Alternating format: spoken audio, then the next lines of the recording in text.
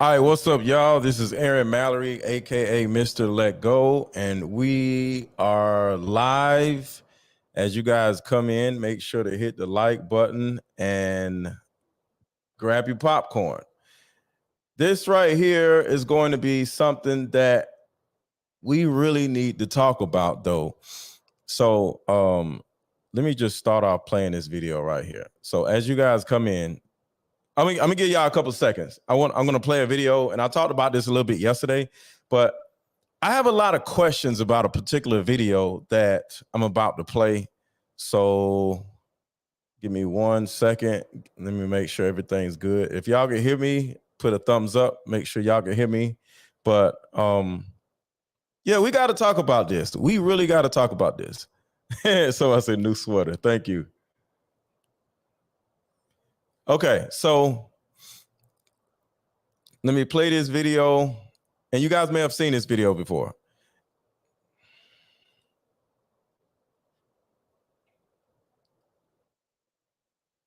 All right, y'all may have seen this video before, but we're going to talk about it in depth this time. What's up, Linda?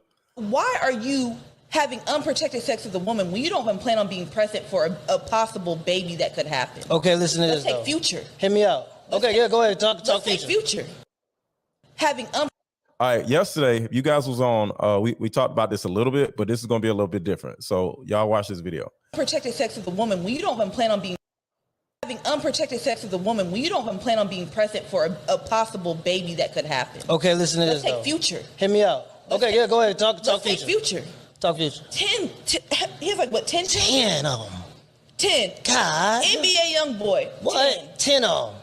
So you have one sexually irresponsible man, but you have 7 sexually irresponsible women. Or in Future's case, you said 10, 9 sexually irresponsible women. Because why would you blaming the woman? Listen to this. If you're a woman, why are you laying down with the man that you know that does not take care of his children? You know that they're not going to stick to you. You already said that. And then when you get left in the dust, you cry on social media like this, like you didn't know it was going to happen. You knew what you came for. Y'all know how men are. Know how men are. Know how men are. So a couple things. Like I said, we talked about this a little bit yesterday. You know how men are. I want to give you just a thought process on the you know how men are, because I want to go really deep today about this particular subject, because I think it's a problem. So the you know how men are part is troubling. If you know how men are, women, why do these things continue to happen? Say it again. If you know how men are, like she says, so wouldn't you be smarter and make better decisions now that you know how men are? Because we all are adults, right? We've all been dating the opposite sex for at least 10 years now. So if you know how men are, like she says, why doesn't she know how men are? Because she's telling the man, you know how men are. But doesn't that mean she also knows how men are? Let me give you guys a story real quick. And please hit the like button. Everybody hit the like button real quick. Hit the like button, hit the like button. Let me give you a story real quick. Say I actually were to go to the strip club, right? And say I'm telling you this story. I'm telling you this story right now. And I'm like, yo, I just went to this, I just met this girl, and I think she's special, right? I mean, we connected, we vibed, like the chemistry is there and everything, right?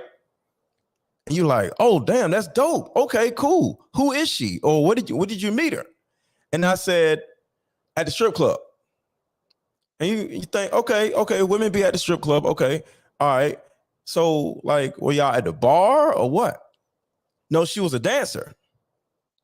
And now you're going to say, okay, all right. So you met a dancer and y'all had a conversation. No, we spent the whole night just staring into each other's eyes. She was on my lap. She was doing this. She was rubbing my head. All of this. It was just, it wasn't even in conversation. It was just something there, right? Like we both felt something. And you may say, oh, okay, so how long were y'all in each other's face? For like 3 hours. Now you're thinking like, okay, 3 hours, it's $10 per song. The average song is 4 minutes. This girl done robbed my boy, right? You'd be thinking like, wait, so how much did you spend on this woman? And I turn around and say, well, I don't know because I don't care. It wasn't about the money. We vibed. Wouldn't you, male, female, no matter what age you are, wouldn't you be like, yo, y'all ain't vibing. She was just doing her job. She was a stripper. Not saying strippers are bad people, but if a man allows you to stay in his face and keeps giving you money per song, you're gonna vibe with him as much as he wants you to vibe with him. So you as a friend would be like, yo, you don't think that's what strippers do? Why do you think you're special and the stripper is just doing her job? Her job is to seduce you and make you feel like you're the only person in the room. Wouldn't I be the dummy if I was to say I'm in love or we're in love because of this interaction I had with a stripper at a strip club? Wouldn't I not be able to be a victim in this situation? If I turn around and say, no, she's different, you'll be like, man, come on. What is wrong with you? Wouldn't you be that person? Hit the like button, y'all. Make sure to hit the like button on Facebook or YouTube. Make sure to hit the like button. Wouldn't you say that? Wouldn't you stop for a second and be like, yo, what in the world is wrong with you? So when I hear women say, you know how guys are, that's just the same way as if I did this thing with this stripper. And even if we actually went to VIP and did something that night, even if we went to VIP and just, you know what I'm saying?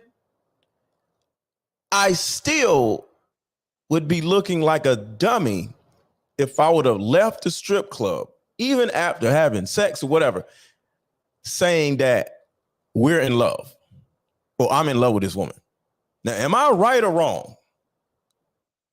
But when a woman turns around and has this fairy tale mindset, we're going to be together, we're this, we're that. It's like, oh, well, the man did this, the man did that. And that's the reason why I titled this today as why do women ignore another woman's or other women's sexual irresponsibility but get mad at men? And then the second part was, do women subconsciously look at themselves as children?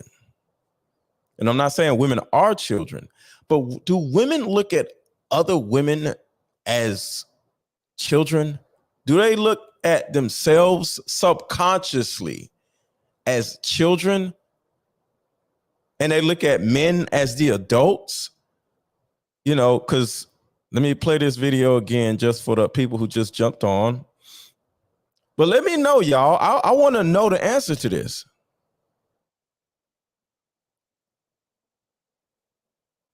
Why are you having unprotected sex with a woman when you don't even plan on being present for a possible baby that could happen? Okay, listen to Let's this. take Future. Hit me out. Okay, yeah, go ahead. Talk Let's take Future. Future. Talk Future. Oh, and this is Cruise Season, KREW, Cruise Season podcast. Great podcast.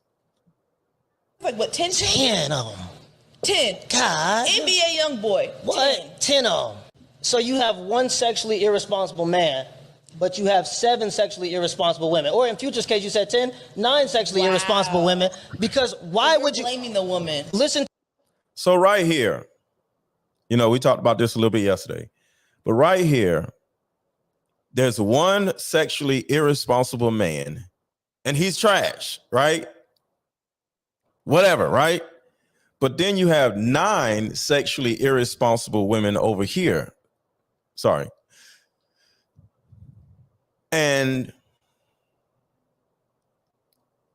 you turn around and say, wow, you're blaming the woman. No, you're blaming the women. It's the 9 women. Now, mind you, it's not all 9 women. It's like 7 of them. Because the first 2 women that Future got pregnant, you know, a guy who has 2 kids, 2 baby mamas, you know, it is what it is. But when it turns into 3 baby mamas, 4 baby mamas, 5, 6, 7, 8 baby mamas, what went on with the 9th woman? Because the more kids a man has, wouldn't that be the dumber the woman looks? What's up, Raw? Or you know what I'm saying? So if a man actually did the same thing and had a baby with a woman who had, let's see, 10 children, right? Future has 10 children, right? If there was a woman that had 9 children and a man had a baby with this woman, right? Well, like there wouldn't it be a certain amount of being angry at the man? Like, what is wrong with you? But do women take a second to look at the woman? So do women like consciously ignore when women do sexually irresponsible things? And why? Like I said yesterday, me and Ra was up here. I look at this and say to myself, I don't think women look at themselves with the same amount of responsibility as they look at men. So with that being said, what is with all of the independent women and men are beneath us type of stuff? So is this some type of convenient victimization, convenient type of stuff where over here, you're better than men, you're you know, make more money than men, you don't need men, you know, are whatever.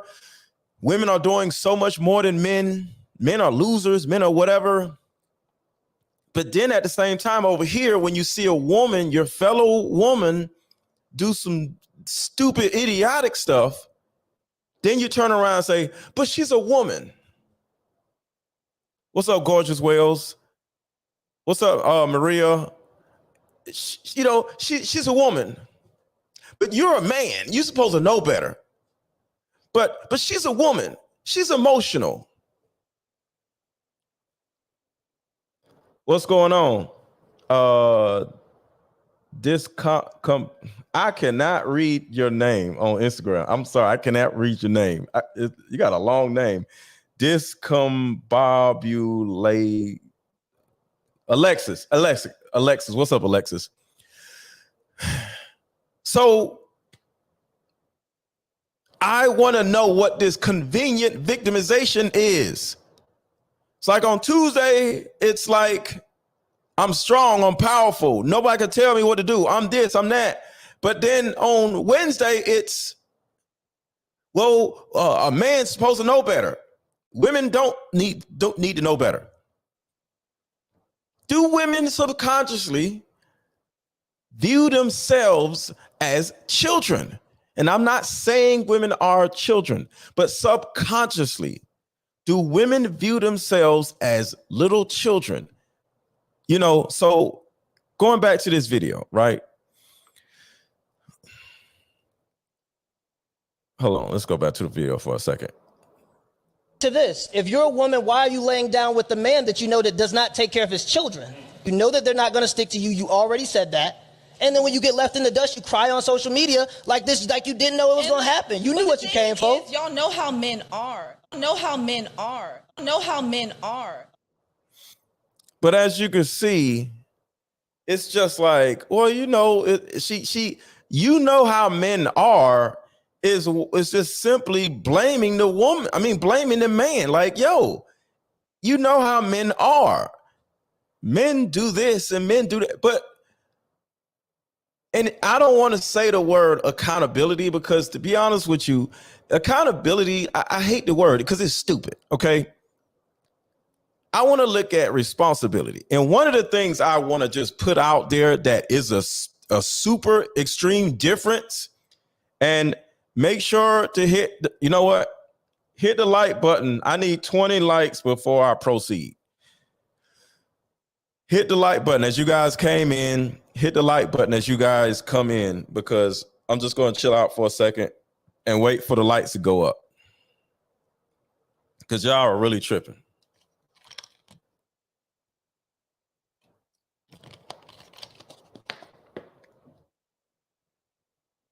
I need 20 likes real quick, y'all. For anybody who has not liked the video, I'm talking to you. What's up, Brownie, Ellie? So if you did not like this video already, I'm talking to you when I said I'm waiting. So you ever seen somebody when you was a kid and one kid threw something or whatever, and now the teacher is like, you know what? Everybody has homework because of that kid right there. And everybody's looking at the kid like, really? So the person who did not hit the like button, we all are staring at you right now because you are holding up the class. So you person that has not hit the like button yet, we're sitting here staring at you. So we're waiting on you to hit the like button. Because we can't go farther until you hit the like button. So you didn't do anything wrong. You just didn't do something. So come on, y'all.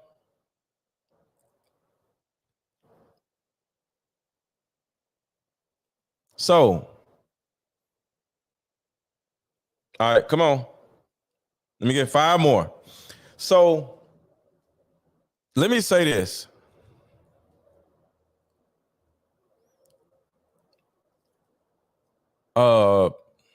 Hollering Joseph.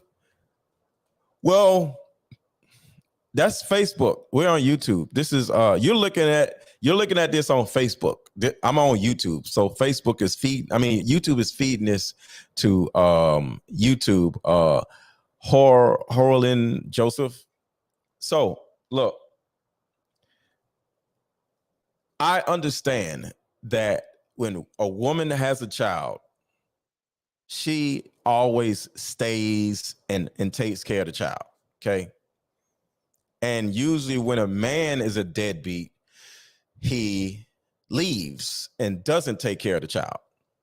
So I do understand, and I am aware of that particular difference where the woman is still there and she's still staying, you know? So even if she's sexually irresponsible, she still is staying and taking care of the child.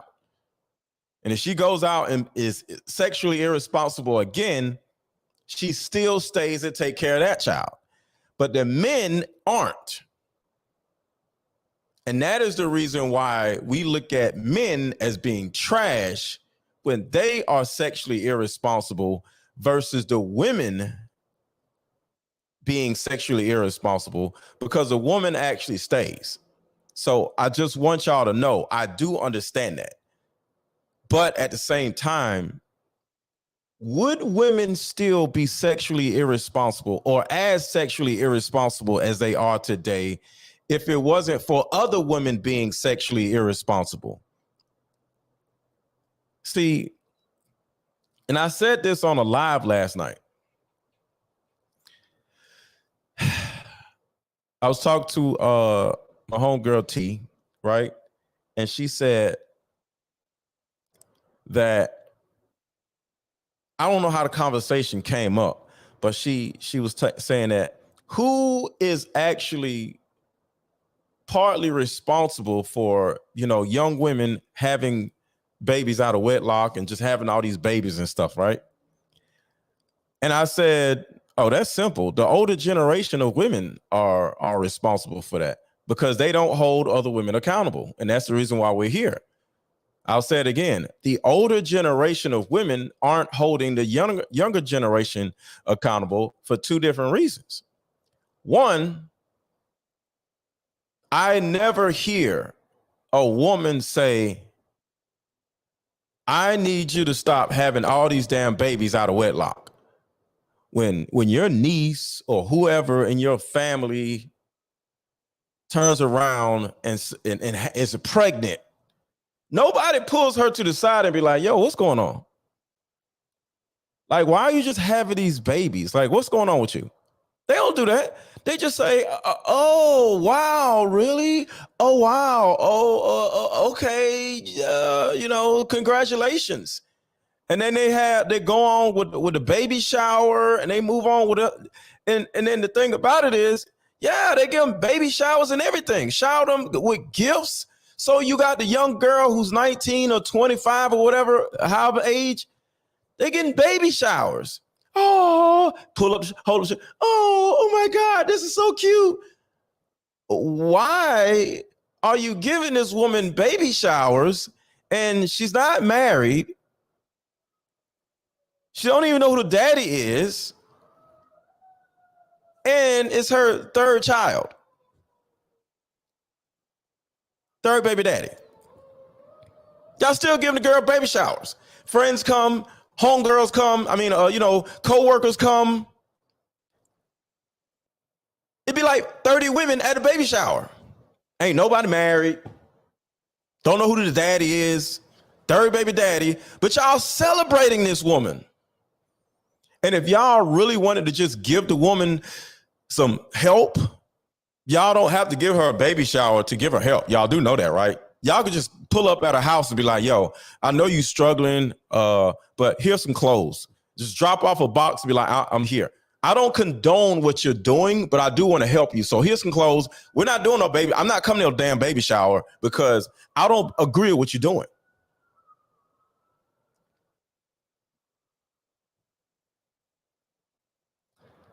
Oh, what's the topic? You got to come over to YouTube for the topic. I'm playing a video over here, but I'm talking to people on Instagram, y'all. So Instagram, I would say the topic, well, let me put the topic in here real quick. The topic is why, and hit the like button, y'all, on YouTube. Hit the like button while I do this.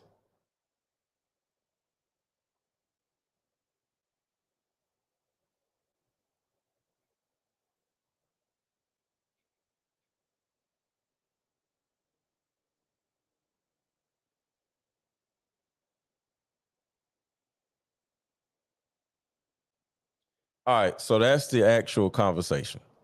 Why aren't women holding other women accountable? So I want to ask that first, okay? Why are women giving other women baby showers when the woman doesn't even know who the hell the damn baby is? And like, what is the celebration? Baby showers is to help her because she's about to struggle. Like I said, Sharetta, hope I said your name right, Sharetta. You could just drop over a box of clothes at her house. You ain't got to celebrate her ruining her life. I'm just confused. Why do women celebrate when other women ruin their lives? I just don't get it. You know? But y'all want men, you need to help men and leave women alone. If we don't leave women alone, who in the world is going to stop the women from doing all this stupid stuff?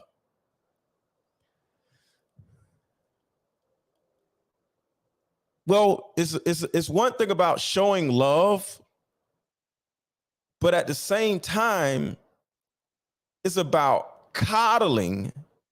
It's about enabling people's terrible decisions.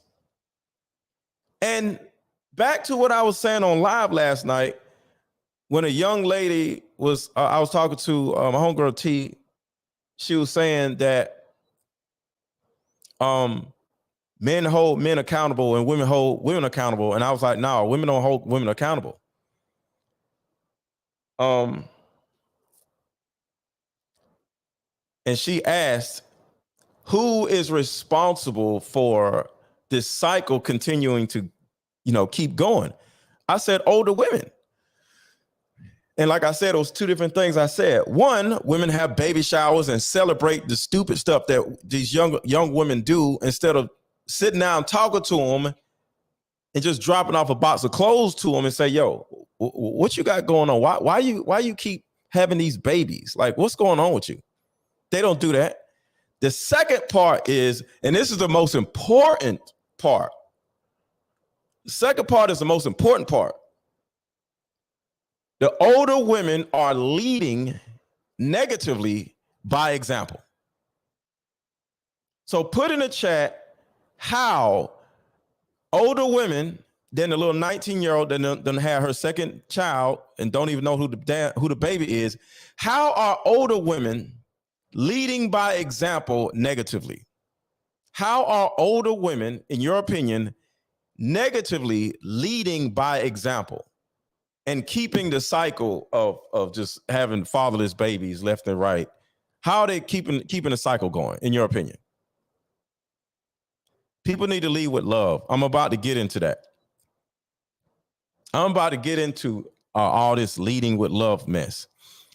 You can love someone without enabling them. Exactly. When we have the welfare system. Yes, now we're about to talk about it. Yes. We're about to talk about it. Welfare in Section 8. Yes. The whole world is enabling a woman's dumb decisions. Here we go. Here comes Erica. What about men? It's sad, man. It's so sad. It's so sad where it's almost disgusting. So Sharetta says, I agree with the bad decision. But again, these younger women are hard-headed. I rather uplift. You can't uplift a person that keeps ruining their lives. Okay, do you uplift crackheads?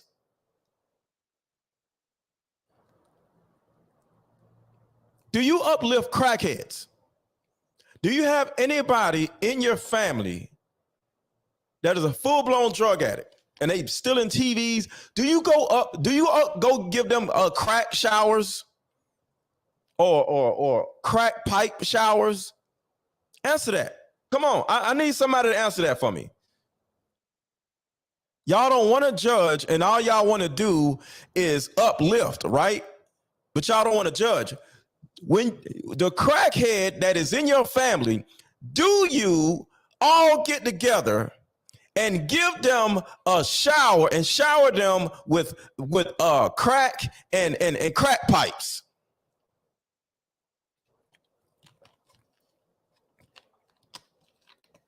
Chasing Young Yonsi says, yes, crackheads need uplifting. Okay, but what I'm saying is, why don't y'all give the crackhead in your family showers of different things that they need to smoke crack with?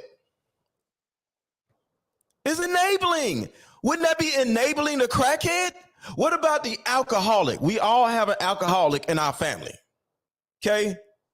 We all have an alcoholic in our family.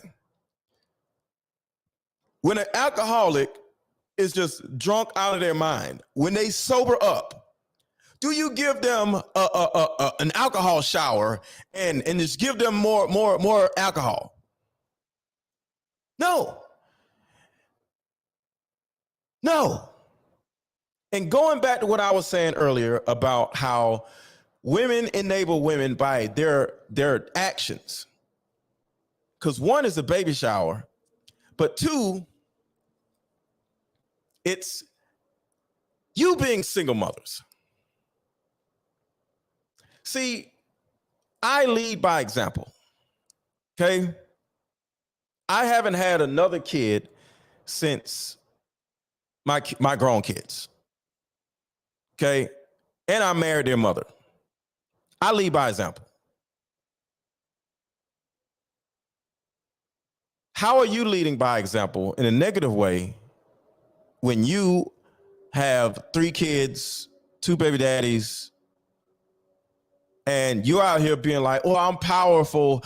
Single mothers are powerful. And y'all run around with the single mothers powerful. Single moms, yes, single moms, whatever. Don't you think that is letting young women think that it's okay and is revering and it's amazing being a single mother? Let me give y'all a scenario and hit the like button. I need y'all to hit the like. I need 20 people to hit the like button. I need 20 people to hit the like button. YouTube, I need 20 people to hit the like button.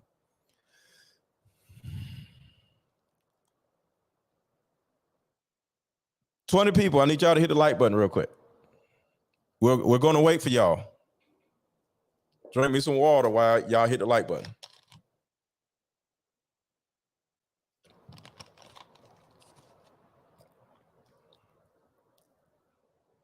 We waiting on y'all to hit the like button. Hit the like button. And read a couple of these comments. When as a woman you try to hold another woman accountable, there comes a breach in a friendship. Sonia. Hey, okay. We talking now. We talking now. Hit the like button, people. I'm talking to you. You have not hit the like button yet. Hit the like button. Hit the like button. Sonia says, when as a woman you try to hold another woman accountable, there becomes a breach of friendship. Why is that?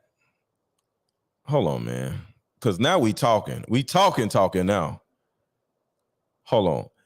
If somebody wants to come up, I want somebody to come up. And you have to be on screen because I don't want no crazy stuff.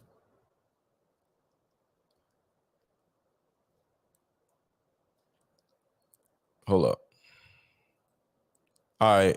Here's a link to join the chat. And if anybody on Instagram wants to join the chat, go over to YouTube. If not, you can hang out right here. It's no problem. I just dropped the link so you can join the conversation on screen. I only have 10 minutes before my next client, though. Okay, I appreciate you. It's no problem. But what does this really mean? All right, hold on. Let me get her in.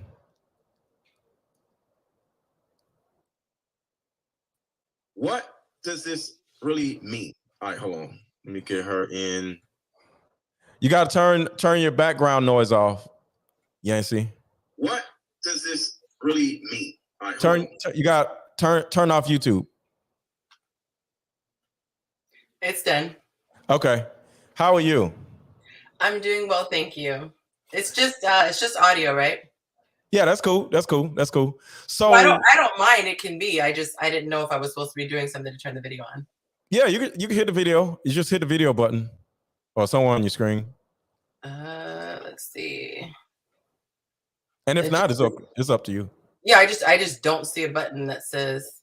It says start cam, stop cam, and it's not doing anything. Well, anyway, I have a short time before I have to gotcha the next session, but I just wanted to add this. Mm-hmm. I don't have an issue with the concept behind what you're saying, which is if someone's ruining their life and everybody just cheers them on, we're not helping them. I don't have an issue with that. They throw a whole party for the person. That I get that concept. What I take issue with is the spirit of judgment that I feel that people can have, where it is you did something stupid, you're ruining your life. When you have compassion, you empathize with the person. It's not a looking down upon. It's your heart breaks for them because you say, I know what's coming down the pipeline. I know what your kids are going to have to do without. And that's the only thing that I'm saying. And I feel like it's being shown like this extreme polar. You either have to be an asshole and judge them, or be nice and be enabling and keep condoning the behavior. And I don't think it's that black and white. I can be loving and say, baby girl, I don't believe in this. I'm not coming in your shower, but I love you. And I'm, like you said, I'm going to drop off these items. But I feel like the spirit and the energy is totally, totally different. Okay. So how do we get to that point then? Because I agree with you on that. Okay. Because what you said, there you go. So what you is okay. So what you said in the comments, you said you'll actually lose a friendship by holding a woman responsible. Actually, someone else said that. That wasn't me. Oh, I thought that was you. So what do you think about that? But you can potentially lose a friendship with somebody if they are either extremely sensitive or you don't know how to be loving. When you are lovingly correcting someone, there's that old song, just a spoonful of sugar makes the medicine go down. You have to be able to operate in a spirit of love. And yes, love is a spirit, because someone can feel my energy. Are you checking me because you think you're better than me, Yahtzee? Or are you lovingly coming to me with an alternative that will be helpful? So sometimes we could be doing the right thing with the wrong spirit, and that pushes people away, which is why I encourage people, I'm a woman of faith, to have a spirit where you're with God, because then you will emote love in anything that you do. And I can come at you with the hardest criticism, but you will take it so sweetly because you see the spirit in which it's coming. So let me say this.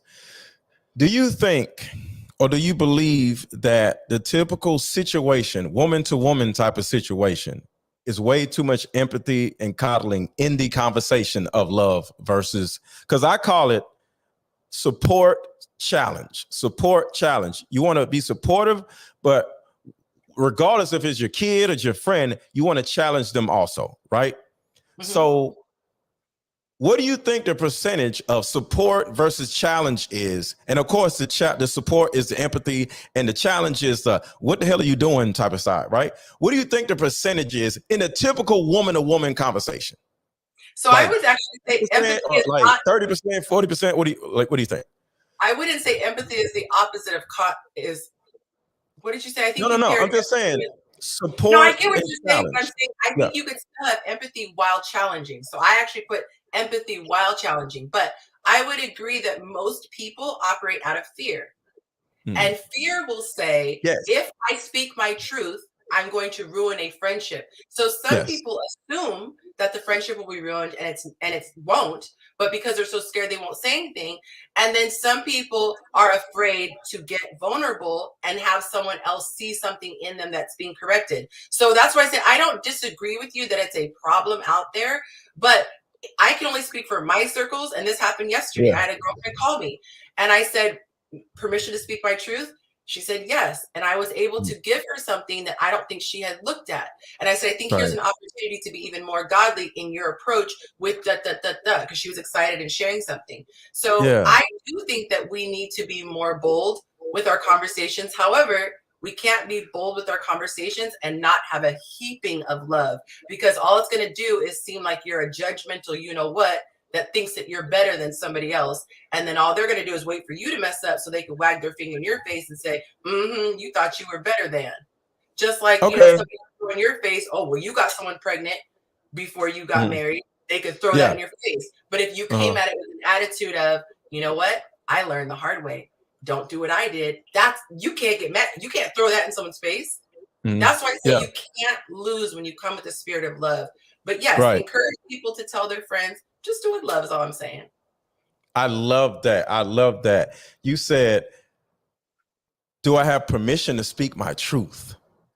I'm not going to give you unsolicited advice. If it's unsolicited, I'm at least going to get permission first. I love that. Oh my God. I hope y'all caught that. So when you're talking to somebody and they did something totally just dumb and you're just like, what in the world? Before you just called it dumb. That means that in your heart you're judging it dumb and it's going to come out in your pores. okay. Yeah, This stuff is deep, man. I'm joking, but this stuff is deep. I get what you said, but I look, the human brain judges. Okay. Yes, but it doesn't assign value. You assign value because of your paradigm. So right. You might see the same action and call it dumb. I could see the same action and say that is unfortunate, that somebody is that misguided that they don't see. You're assigning a judgment to it, and the judgment is either going to be love or not love. And that's what's so crucial. And so when you have judgment and it comes from a place that's lacking love, it will hurt the person. If you have judgment but it comes from a place of love, it will heal the person. That is crucial. Yes. So even when you're speaking to these women, and I'm so sorry, but I got to jump off to get my client. But I want to say this, and I love, shout out to SD for connecting with you. I see what you're trying to do, and I love you. Permission to speak freely. Let's speak my truth. Yes. Okay. Yes. I love it. I love it. She just did it. I love it. You will reach more people because your heart is in the right place. You want women to be set free, and you feel like this is a no chaser. I'm giving it to them straight, and your motives are pure. However, the woman who is hurting, she hears anger and judgment, and she is not going to receive because her spirit will put up arms. So if you want more women to receive with an open heart, they have to first see love. Love is the thing that makes the person open the door, and they will honor you and listen to what you have to say because they see you as a friend and not a foe. I wish you the best. And hi, Trinity. I don't know you, but hello. And you can slip in. Hi, how are you? Thank you so much. Have a good day, okay? Thank you. God bless you. Bye-bye. Hello, hello, Mr. Aaron. How are you? Hey, how you doing? Let me say this. Let me say this real quick. One thing I pay attention to, just the whole just the way the world has been for the last, because I'm in my 40s, like for the last 20 years since I've been able to just be in the world, right? Instead of just a kid. The empathy side, the calling side, not the love side, because I don't want to say the love side, but that side has not worked. And I'm not saying I'm gonna keep being this. I'm always growing to become a better person, right? But when somebody, says lovingly, they say it lovingly, you'll reach more people by being nicer to me. I'm not here to reach more people. I'm here to heal the people that are ready to heal. And it's a difference, okay? I can make more money, reach more people, get more followers, be more famous, all that stuff, right? If I, ladies, queen, this and that, right? But in my opinion, that side isn't and hasn't helped a single soul because it's too much empathy, not enough challenge. I believe in support and challenge. So I believe in 60% of support and 40% of challenge. So as an example, if you have a kid, right? You got kids? Yes. Okay. How old are your kids? 28 and 17. Okay. You're 17-year-old, right? Say you're 17-year-old. I'm sorry. My daughter just told me she's 29. Good looking. Okay. Say your 17-year-old is doing some just dumb stuff, right? And you're like, it's going to be okay. Don't worry about it. It's going to be okay. And there's no challenge to them. Right. It's just say, it's going to be okay. See, we don't do our kids like that. We do them a great disservice, in fact. Right. I'm saying we don't, though. We actually don't do our kids like that, but we do other adults like that. We don't. Oh, it's going to be. But what are you doing? What? Come here. Let me tell you something. The next time you do that, you're going to have to move out. We are stern with our kids, whether right or wrong, because sometimes we too stern. You know what I'm saying? But when it comes to black people, if you were to look at the typical black parent, they're too stern instead of too empathetic, right? So we need to be more empathetic as parents, right? But when we are out here loving on adults, we're not stern at all, and we're too loving. So when it comes to how we operate and look to like promote change in our kids, we're okay with being stern, because we know that if we aren't stern, nothing's going to change. But right? I think I know why that is, though, because you have to think about perspective. So with children, from the perspective of children, we see that they need to be guided, right? They need to be directed. They need to be, disciplined and all that good stuff. As adults, we then, when it comes to another adult, I think it's more than being supportive. I'm not saying that the way that the support is, I'm not saying that the way that the supporting is productive. I'm just saying it is what it is. So with the child, you feel comfortable correcting them because you assume they don't know better. Okay. You understand? So when you think somebody don't know better and you know better, you can lead them to do better. Right. But now when you turn your attention to adults, right? We already figure, they already know better. So all they need now is support. But that's the problem. It's weird. It's apparent that they don't know better. Because if you, like I said, if you just look at the world, it's a world full of single mothers and deadbeat dads. We don't know better. And then I'm going to tell you why. When is the sternness going to actually come so we can actually start learning? Because it's apparent that we don't know better. Well, the thing about what you're saying, and from what I've been witnessing,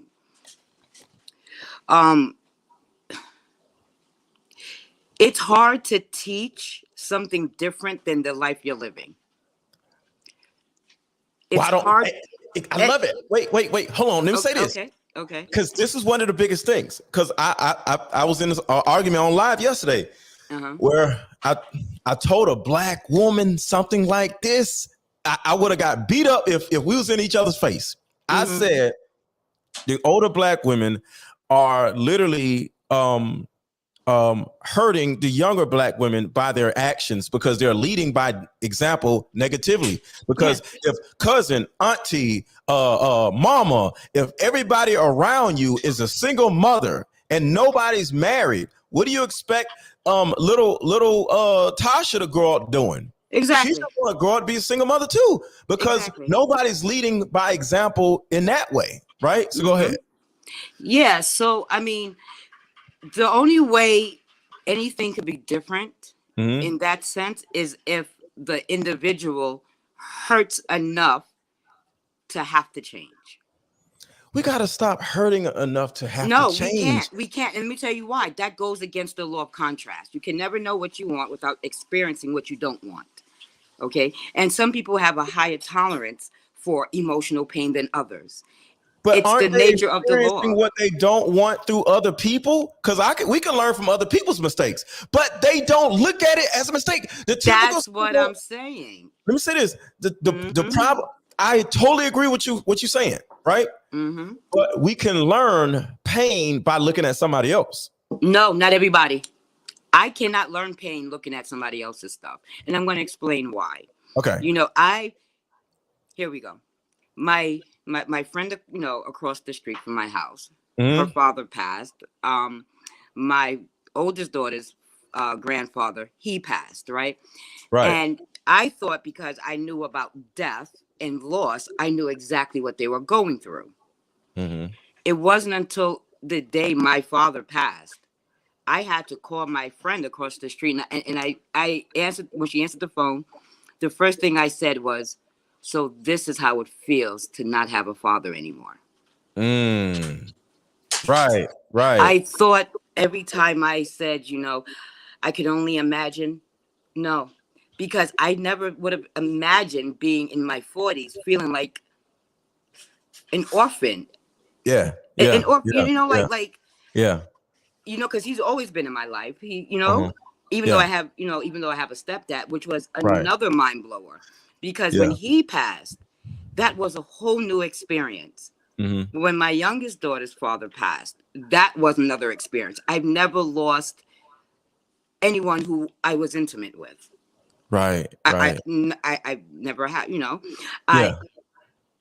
my stepdad, like I didn't imagine he was going to go as soon as he did, even though he was, you know, in his 80s. Mm-hmm.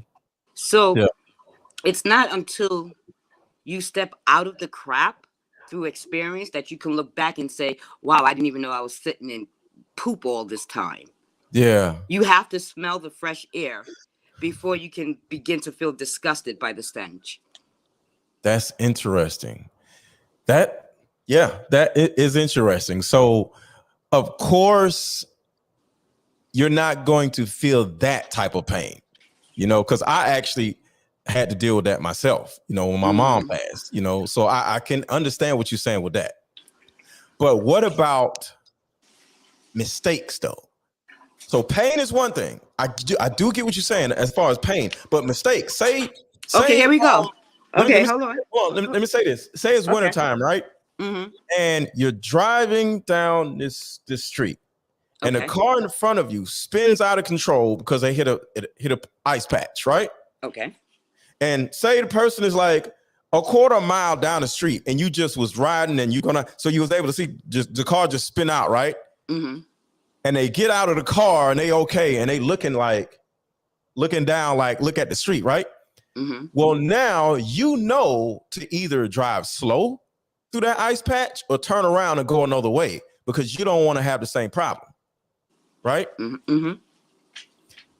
But have you ever seen one of those videos where everybody is spent out, everybody is on the side of the road, done hit each other or whatever, and you thinking like, yo, didn't nobody learn from the person in front of them? Like, how could you not see that coming? So that's what I'm saying. So sometimes we can learn by other people's mishaps and mistakes. If you're paying attention. Yeah, I want you to think about this though, Trinity. Single mothers don't look at single motherhood as a mistake. No, it's a way of life. They revere it as something awesome or something whatever. Hold on, let me say that. Hold on, let me say that. Something that is positive instead of negative. So the young girl growing up around her auntie, her mom, and her cousins, and everybody's single mothers, since they don't view it as negative, it causes the young girl to want to do it too. I can speak on that because I have my. I can speak on that when they don't view it as a mistake, right? Hold on. I can speak on that because I got pregnant at 16. Okay. So I'm like the perfect example of that. All right. I got pregnant at 16. Right. And my mom would tell me, like, don't get pregnant. Don't get pregnant. Don't bring no babies home. If you ever get pregnant, you're gonna have to find somewhere to go. You're gonna have to find somewhere to go. You cannot stay here. Right. Now, here's the thing. When I was having sex, I wasn't thinking about getting pregnant. Why? Because my mother's voice wasn't in my head. Why? Because I don't have the cognitive function to make the right decision because the brain matter itself doesn't fully develop. You understand that your prefrontal cortex, that part of your brain, 24. that part of your brain that is responsible for choices and decisions are not fully developed. So biologically, a teenager is not capable, meaning that they don't have the capacity to make the same sound judgments as adults. Now, I think what you're asking me is why wasn't I afraid? Hold on, stop right there. I just want to rehash what you just said because it was brilliant. For some of you guys may not know, like I love talking about the brain. I didn't go to college to study the brain, but I read over 72 books on the brain. Neuroscience is wonderful. Neuroscience. The neuropsychology. Yes. So it's neuroscience, it's neuropsychology, and it's neurobiology. Yep. And I studied all of that, but I did not go to school for it. Okay. So I don't run around saying I'm a neurologist because I'm not. I'm just a dude that read a lot of books. Okay. So This is a fact. The human brain does not build their prefrontal cortex totally until they're 24 years old. What this means is all of your neurons have not fully formed until you're 24.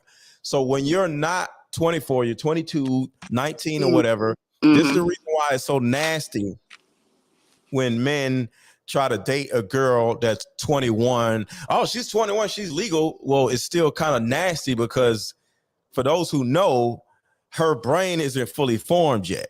You know what I'm saying? So you're still taking advantage of her. So yeah, go. I just wanted to hit that because you hit that so eloquently. Go ahead. I love it.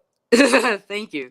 So, you know, my decision making was from a space of scarcity and lack, right? Yeah.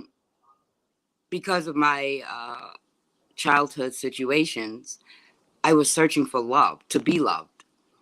And I thought a child would give me that love. Do you understand? And I didn't think about. Did you not have it before, like from your mom? Because some women don't. You know what? Grow up They don't. You know what? Feeling loved by their mother. No. My mom. It wasn't that she lacked affection or anything like that. Okay. All right. No, my mom's like freaking amazing. She, like everybody wants to hug her, and she wants to hug everybody. She's just that type of person. But she did not. She wasn't capable of loving me according to my love language. What was your love language then? Well, my first one is active service, right? Okay. So for me, active service, I don't mean like you're doing things, you know, for me all the time. That's not what active service means to me only. But like, all right, for example, when I was 9, I got molested by a family boyfriend. And I did what my mom told me to do. If anyone ever touches you wherever, you come and let me know. So I did as I was instructed. And because the guy came behind me, right, and they knew the guy, they thought I was lying and believed him. And stop right there. Whoa, stop right there. I don't know if you heard me when I said "uh-oh." No, when you said when that happened, I don't like to say the N word, so I'm not gonna say it because it messes with the violated. Yeah. But when you said the M word, and then you said I went to my mother to tell her my dad, both of them, because they were married. They were married. Yeah. I said because in so many cases, there's more than is reported. The parents don't take the child's side, and now the child is left feeling like active service for me was like you didn't protect me. You didn't protect me. Yeah. So that's go ahead. I just wanted to know that you're not alone because I hear that. I know. You know me you know me on Instagram as Wives Men Prefer. We spoke this morning. Okay. Yeah. Okay. So I just threw my name up there. Go ahead. I just want to say that. So they didn't believe me, and I'm not going to lie to you. When I look back on his face, if it didn't happen to me, I would have believed him too. If it did not happen to me, I would have believed him too. That man was so convincing. I mean, he looked at like, oh, come on. Like, I would never do, you know? Well, why would a child lie? I don't know. Like, you know what? I'll do a show on that if you want. And then why would a parent not believe the child? Because of ignorance. Now, what my mom told me, I'm going to tell you. I'm going to tell you what my mom told me because we spoke about this in my adulthood, right? Okay. Yeah. My whole entire family's from Jamaica, West Indies. Like I'm literally the first American born of 6 siblings, 5 siblings. I'm the 6th child. So was my mom and my dad. It was an act of ignorance because in Jamaica during, their growth, like they didn't hear about that. She said that she didn't understand until she started working in the pediatrics ward in the hospital that she, was working in. She didn't understand that fathers molest their child because don't say the word.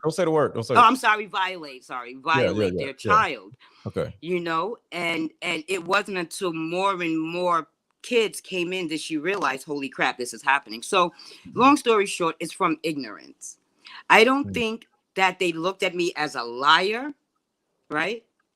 I just think that they just believed his face. Does that make sense? No. How can one person not be a liar if you believe the other person? Okay. Somebody has to be lying. You can't not have a liar. Okay. I don't know. Well, I don't know. But I don't know. I don't know. But long story short, now in my like 9-year-old little mind, yeah, you know, right after I told my parents, my mom and my dad separated. Now, of course, looking back, whoa. Was that because of something? Hold on. Now looking back, I'm like realize, oh no, it wasn't me. But then, as a child, I thought he left me because I did something wrong. I chose. Oh my God! Because oh my God! So then they separated when I was like 10. Like they got divorced like when I was 10, 11, 10. And then I had 2 more other of my family members' boyfriends. They were molesting me, violating me too. Please, yeah. Don't okay, say the word. I gotta find another man word. Another M word. Just say M'd me. Okay, yeah, when they M'd me. I like that. Yeah, when they M'd me. I couldn't go back and tell my mom. By then, my dad was out the house. My brother, he had went to the military, so he was already gone because there's an 11-year age gap between he and I. Yeah. So then and after that, you start to begin to live destructively. And in this destructive lifestyle, it becomes a norm. So it pretty much comes with the territory of the, of life. So back to the child, and mothers not telling their children correctly. Yeah. The pandering it's hard that women do. Yeah, because you know why? We are emotionally unstable creatures. We are emotionally reckless. That's what the yin is about. The yin is chaos. It's the energy. It's not the gender, but it's the energy that we are working from, right? So the feminine energy, is chaotic. It's that thing that was spoken of in Genesis 1, where the earth was void and full of chaos, right? That's the feminine energy being that's the feminine energy manifested and hold on, and demonstrating itself. Let me stop right here. I need everybody, if y'all are enjoying this conversation, because she's dropping gems, I need, what just happened? I need everybody to hit the like button. Maybe her signal went out and she'll be back. But I need 20 likes right now. If y'all are enjoying this conversation, I need 20 people to hit the like button. I think she's back. Well, give her a second. She's trying to come back now. Her signal went out. So before she comes back, because she's trying to come back now because I can see her in the background. She said some things that gave me a little bit of clarity, but I wanted to go farther into the fact that I think we're too soft on our friends and family members, but just like what she was saying, we're too hard on our kids. So how is it that we're too hard on our kids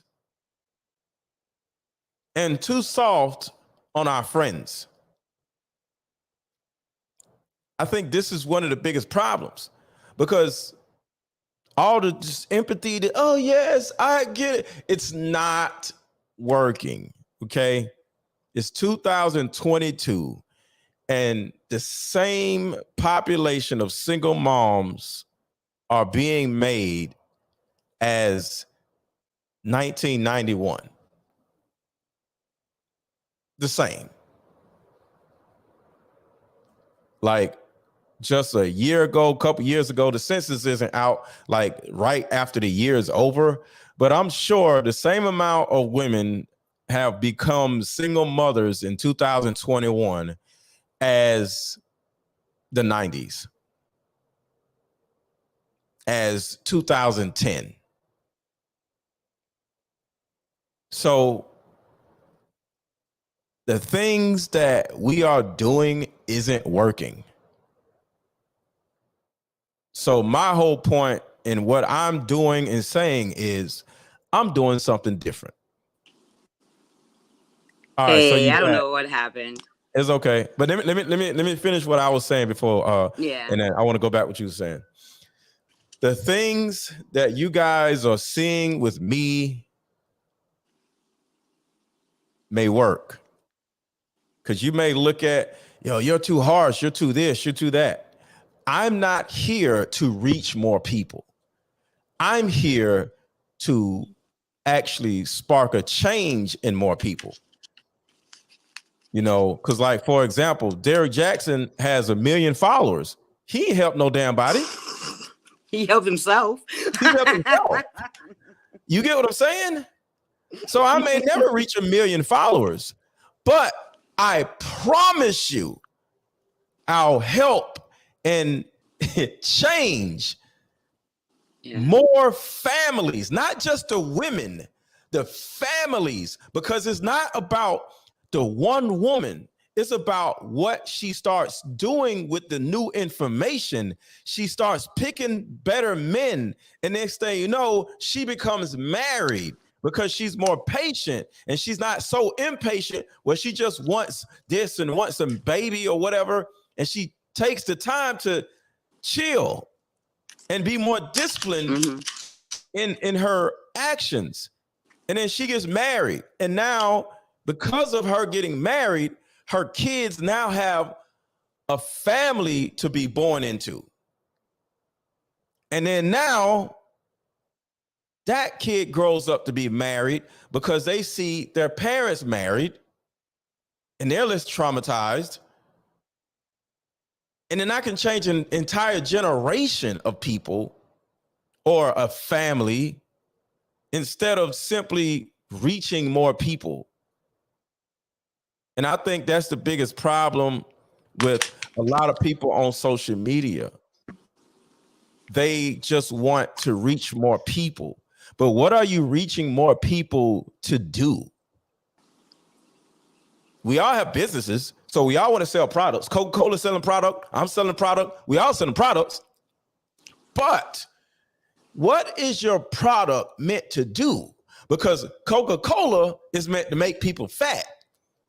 Because you guys may not know, it's not what you eat that makes you fat. It's what you drink that makes you fat. See, people don't realize that. No, I didn't know that. Somebody could be a whole vegan and wonder why they fat because you drinking Coca-Cola or you drinking Pepsi or you drinking sodas all the time because of sugar intake. But that's the thing. So Coca-Cola reaches millions of people. But what are they doing to those millions of people? McDonald's reaches millions of people, billions of people. But what are they doing to those billions of people? So I don't care about the reach. I care about the effect I'm actually having on the people that I am reaching. Her phone keeps going out. So y'all can say whatever y'all want to say, and I get it. I understand.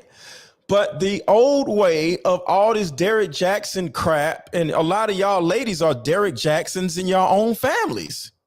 That's why y'all keep having baby showers with all this dumb mess y'all doing with people who don't deserve no damn baby shower. Y'all are Derek Jacksons in y'all own families.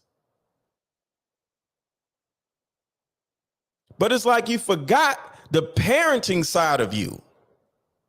Now, I'm not saying I'm being a parent to nobody, but the parenting side of me is seeing that something is not helping. And I'm not going to start doing that something in order to get more followers. Now I can make some changes. That's cool. But at the end of the day, I'm always going to look at 60% support and 40% challenge. Because what's going on right now with social media and everybody else even y'all, when y'all dealing with y'all friends, when they do stupid stuff and y'all don't say nothing about it, is 100% support and 0 challenge. When are you going to start challenging men, challenging women, challenging your kids, challenging your co-workers? All right, hold on. She needs the link again.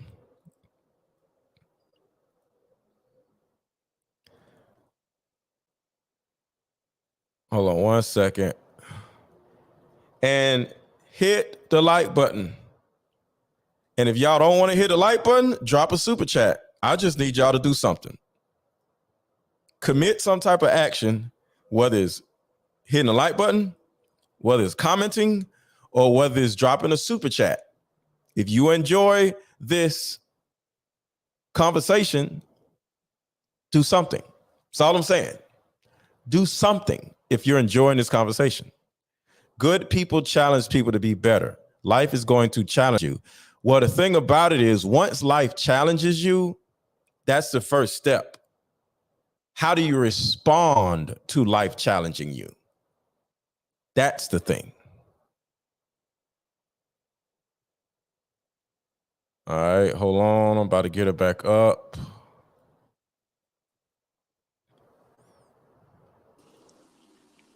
Okay. Yeah, I don't know what's going on with the other phone and my internet connection. It's okay. So if I was any closer to the Wi-Fi, I'd be sitting right on top of the box. All right. Okay, so, all right. Now, before change can come, we need to change the mindset that created the problem. Yes, that's it. That's it. Yes. If the conscious being is unconscious to the problem, now that problem then becomes a way of life. Wait, if the conscious being is unconscious of the problem, that way of living with the problem instead of being a problem, for the problem becomes a part of life. Yeah. So that means a lot of you are living your actual problem over and over and over again. Literally. Because you're not conscious of it existing. And here's how you can gauge where you are consciously. You can gauge where you are consciously by the people that you attract and the ones that you react to. Yes, I agree. And also in your response. So we have to understand that no matter how much complaining we do about a situation that we can care, about a situation, change doesn't come until you, the observer, see the problem differently. So in essence, it's like, in order to, like what Gandhi said, you literally have to be the change you want to see. So here, in one sense, we can sit and say, these, our parents, the generation of our parents and our grandparents, and maybe some of their grandparents, depending on how old, right? We can complain about them all day and push out everything that's wrong. Now, let's say we want to change ourselves so that the problem, so that what we see changes, okay? So now instead of me seeing that 16-year-old me, right, who was pregnant because don't say the word. Oh, I thought you were about to say the word. Okay. The N word. I'm about to say I can't say the P word either. No. I thought you were going to say the N word. Okay. Yeah. Who was I'm done with that. Gotcha. I have no discipline in that area, so I'm gonna have to say it in a completely different way because I don't want you to get striked or anything. So I could have looked at that 16-year-old me as promiscuous, as unruly. She's rebellious, she's disobedient, she didn't get any love from her parents or any of that thing. And now when I'm thinking those thoughts, these emotions are beginning to manifest within me. Right? And now I'm seeing that horrible person. Now to see things different, to experience the change in the situation, I will look at that girl, that 16-year-old pregnant me, okay? Okay, I see what's going on. She is searching for something. Yes. how can I help her find what she's looking for? Mm-hmm. And Right. you take it from there. Right. You can't help a group of individuals, but you can help every individual in the group. And that is what I do. That's what we do. That's what we're all doing. That is right. But the thing about it is, like, you can reach more people if I don't care about that. Listen, I'm not responsible for how you receive me. Yes, exactly. I'm only responsible for the intentions of my motives behind my speech. Listen, and my consistency. I'm not responsible for your thoughts, your feelings, or your actions, because your thoughts, your feelings, and your actions are the three activities of the soul. Mm-hmm. I don't own your soul. You are the change it. Yes, I can't change that. You know what I'm saying? And you have to understand that there's power reclaiming your soul. Mm-hmm. There's power in reclaiming your mind. It's power. Right. There's power in calibrating your emotions. There's power in your choice to decide. But that power also gives you the freedom to keep yourself in bondage. Yes. Yes. The bondage. So it's the nature of the belly of the beast. So we can complain about it all day. We can't change anything about it because that is the nature of that thing. You can never change the nature of that thing. We can only try to influence and inspire change in the person. Well, let me say this. Say this. You can change what happened. No, because it already happened. You can. See, like we're talking about the human brain, right? Okay. Do you realize most of our memories are wrong? Of course. Why? Because we don't remember everything about them. Therefore, they changed. Yeah. No. The mind changes. I'm agreeing. Let me say this. If I'm driving down the street, have you ever played a game where you were in class, right? And then one person whispered, the cat ran across the street. Oh, the telephone game.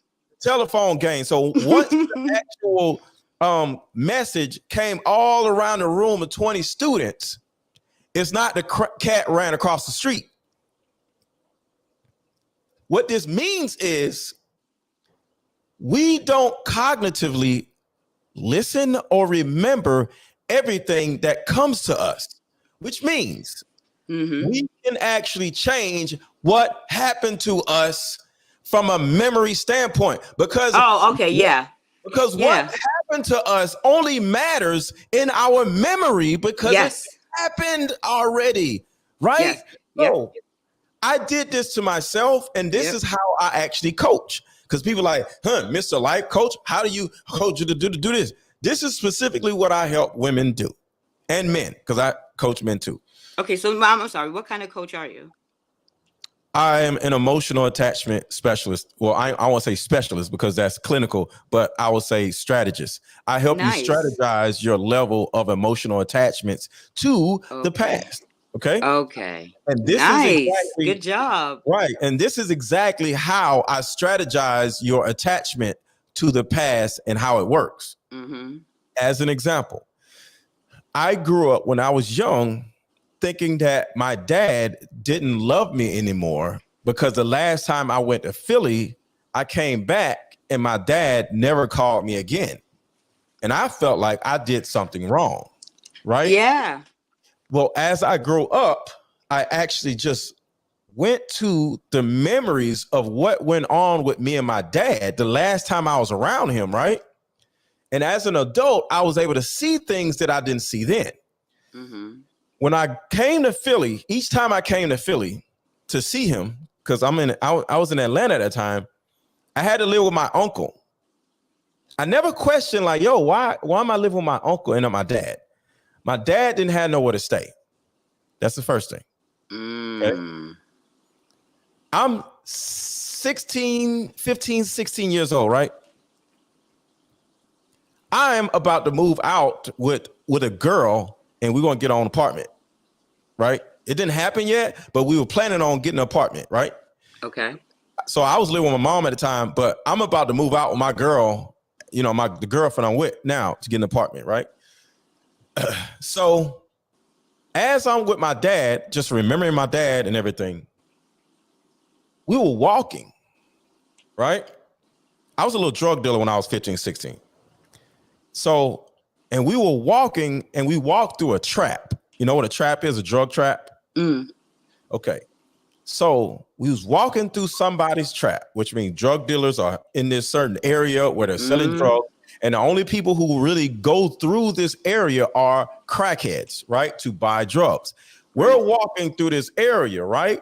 But because of who we are, you know, a man and a kid, and we weren't looking like crackheads, you look suspect. Like, yeah. So somebody was like, yo, who that? Right? That's it. Mm-hmm. It was during the day, so it wasn't that bad. But somebody was like, yo, who that? Right? And my dad yelled out, none of your business. And I'm like, Dad, what are you doing? I'm 16, 15, whatever, right? I'm 16. I'm like, Dad, what are you doing? He was like, what? You can't do that. We were walking through the trap. He was like, what's the trap? This is where the drug dealers sell drugs to crackheads at, and we just walk through there. They don't mean no harm. They just want to make sure you're not a crackhead or the robbing crew or the police. And he was like, son, how do you know this? I was like, because I sell drugs. Oh, and that's how he found out. No, that wasn't the point. I was like, I sell drugs, and I'm around drugs and stuff like that. No, I'm sorry. I didn't say I sell drugs. I was like, well, I know people who sell drugs. You know, it's whatever, right? I'm sorry. I didn't say I sell drugs. I know people who sell drugs. Mm-hmm. And he was like, so you're saying that those guys was just trying to be safe from us? Yeah, that's it. So I started schooling him on the drug game and why what happened, right? Mm-hmm. That's another thought. My dad didn't really have anywhere to stay. I think he was living with some girl because I had to live with my uncle. You know, I'm down there for like 2 weeks or something like that, right? Mm-hmm. But we were walking, meaning he did not have a car. I had a car when I was 16. So when I said I know about drugs and drug dealing and all that stuff, my dad was like, so that's how you got that car? Because I told him I got a car. I said, no, I got a job. I had a job and I was selling drugs. So I said, no, I got a job. I work at a parking deck. Right? Mm-hmm. And he was like, oh. So now my dad didn't have nowhere to stay, didn't have a car. My dad didn't have a job. Right? So now I'm like, so he's like, no, I'm like, no, I got a car. I got a job, I mean. And me and my girlfriend are looking to get an apartment together. So my dad is probably looking at me like, man, he's about to get his own apartment at the age of 16. I'm living with some chick and I'm like 45. He has a car already and he's 16 and I'm 45 and I ain't got no car. And he has a job and I ain't got no job and I'm 45 and he's 16. I wouldn't have called me either. Yeah, you showed him up. It wasn't that my dad didn't love me. My dad was embarrassed by your accomplishments because it shed light on all his failures. Yeah, so like really, you literally, you know what? Remember when someone in your comment section stated that something to the effect that women don't like other women to hold them accountable? Mm-hmm. Mm-hmm. Okay, it falls under the line of this, because it's like holding it. If I go to one of my girlfriends, which is what I do. Hold on 1 second. Hold on 1 second. I just want to leave this point because I want people to know the reason why I'm telling them this story. I don't want them to be like, wait, what? Why did he tell you this story? The reason why I told everybody this story is simply because of this. I changed what happened to me because we was talking about you can't change what everybody listening. You can literally change what happened to you by changing your memory, by just simply rethinking what happened and putting a new identity on what happened. So now I change what happened to me by saying my dad didn't leave me because he didn't love me. Mm-hmm. My dad was embarrassed of his own lack of accomplishments compared to a 16-year-old where he was too embarrassed to call me anymore. Yeah, I understand. Now I'm relieved of all feelings of I wasn't enough. I was actually too much for my dad. My dad wasn't enough for me. See, sometimes for any of you, if you think that, you weren't enough for your child, and that's the reason why your child abused. I'm sorry. For those of you who feel like you weren't enough for your parent, you were a child, the reason why they didn't love you enough, the reason why they hollered at you, fussed at you, abused you, neglected you, left you, it wasn't that you were not enough for them. It was that they were not enough for you.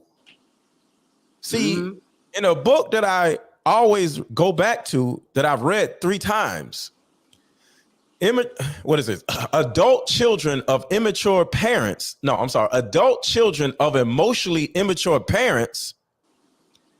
That book taught me that the immature parent leaves, neglects, abuses, overreacts because they're an immature child and they don't know what to do. So when your dad left, or when this person left, or whoever did this and did that to you, they didn't do it to you.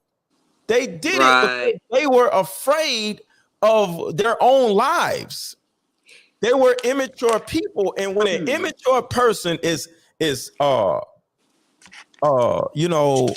confronted with a bad situation, they naturally just run. I'm writing a runner. I started writing the word a runner so I don't forget while you're speaking. So my dad ran because he was immature. It wasn't that my dad left because he didn't love me. He was an emotionally immature parent. So I'm saying all this to tell you that you can change what happened to you, because it's simply a memory. No, I agree. Now, if your arm got chopped off, you can't grow your arm back. So that's what there's certain things you can't change. You ain't got no legs. I ain't gonna say, well, okay, I got legs. I understand that some physical things, you got a scar or whatever, it's still there. But you can change what happened to you up here, because what happens is when you change the perception of what happened to you, changes. You don't experience the pain of what happened to you anymore. You don't experience the guilt of what happened to you anymore. Can I say something to that? Go ahead. Okay, so now I see what you meant by, you can change what happened to you. Yes. I think I got caught up in the words. I got caught up in how the words. Everybody, please hit the like button, or I just need an action from every person watching. Either hit the like button, drop a super chat, drop a super sticker, or comment, or share. Just do some action. I don't care what it is. And Melissa, thank you for the super sticker. Thank you, Melissa. Go ahead. I'm sorry. Sure, no problem. Yeah, good thing I wrote it down. Let me see. Oh, yeah, I think I got caught up in how you framed, the statement. Because it's the same way that I know it to be. But my thing is the way I say it is that when you change the way you look at something that happened in the past, you change your experience with it. Yes. So for me, it's like the experience changes, not the actual occurrance. So like I said, I got caught up in that crap. So I'm glad I get it. You explained it. But you are absolutely correct, because oh God, here goes another M story. All right, so I was married. Okay. And that marriage ended abruptly due to, an M story. All right. That effect, you know, that happened to one of my close member of my family and another child in my care. And you know, she was AR'd by him. Okay. So of course, during that time, that was a horrible. The whole experience was horrible. Right. It was it was horrible. My whole reality blew up right in front of my face, where all I could do was just stand in you know, in place. I didn't know what to do. I didn't know what to think. I'm just like, what the hell just happened? Yeah. You know, and for, I would say, about a year, I was hurt. I was angry, you know, and I didn't want to become bitter. That's what I didn't want to do. I didn't want to become bitter, because if I became bitter, who that happened to would have probably, like what I thought, she may have thought my bitterness is from her telling me, and she's mad at me. So my decision to heal was so that she can live better. You understand? I like that. And that is leading by example. Yes, and that also changes. Better, that also changed the experience. Going to make that person better. Yeah, because you know, when I decided to heal for her, so she can feel good in coming to me and talking to me, and me believing her right away was most important to me. You understand what I'm saying? Yeah. You know, like my thing is, she lied, but she only lied about taking candy. She lied about, you know, eating a piece of cake out the fridge. You see what I'm saying? Her lies weren't so, you know, and by the way, she was only like 10 at the time. So, she, you know, she hasn't been around long enough to be a professional liar. Right. So I unable to get help, not for a lack of trying, but I was unable to get help. I'm like, it's just me and God at this point. So I said out loud to God, if you help me heal, I vow to you, I will use this experience to help someone else, at least one more person, to not have to go through this type of pain ever again, especially alone. Right. It's the worst in the world. And if I could help just one, I would have brought purpose to my pain. And so that's why I said you gotta hurt. You gotta. Some people have to hurt a little more. I remember I had a client. So she came to me. She found me on Facebook or whatever, and she reached out to me in DM. We spoke on the phone. I gave her my price. Now she told me that she's gonna have to talk to her husband because he, you know what I'm saying, was the breadwinner. She's a stay-at-home wife, and you know he would be paying for it. So my response was, I get it. You just have to hurt a little more. I'll still be here. A year later, she came back. Trini, I am tired of this S. I can't do it like this no more. I need your help. And I told her, I said, well, unfortunately, but fortunately for you, my price raised. I got better at my craft, which means that I can now feed more into your soul. Yes. But it's going to cost you. Yes. And she worked with me. Yeah. And in working, and as a congratulatory reward for putting in the effort, because my sessions are rigid. They're not easy. I don't coddle you. Right. And I will leave you sitting there, laying there flat on your face. I don't care. If you don't want to help yourself, that's fine. Lay there, suffer, die. I don't care. Well, with me, hold on, I can't. I get what you're saying. Yeah, you know what I mean? I could only help others who decide to want to help themselves. That's it. Yeah. I tried it the other way for a few years. It didn't work. It doesn't work. And I only hurt myself in the end. I hurt my reputation. I tarnished, you know what I'm saying? Everything that I say that I was, because I wasn't acting upon the things that I say that I am. Yeah. Hey, Sister George. So real quick, when I the first time I spoke with her, I asked her, I said, if money wasn't a problem and time was of essence and you had all the time in the world, what would you do? What would you want to do that you can't do now? She said, I want to pilot a plane. I was like, man, this chick is ambitious. Right? Well, so you could actually go fly a plane. Hold on, baby. Hold on. I got you. Okay. I love that. So this happened in 2016. We started working together. Then we became best friends, right? And in 2021, for her birthday, I gifted her flying lessons. So she flew a plane. And she was so excited. Yeah, oh actually, we flew a plane. She flew to Connecticut, and I flew back. I love it. Yeah, yes, I was so excited. And the thing, I'm afraid of heights. I know So I have not flew a plane before, but I know how to, but I've never done it before. But I learned how to put it like that. But I never did.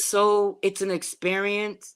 It's like if you could just only imagine having the whole sky to yourself.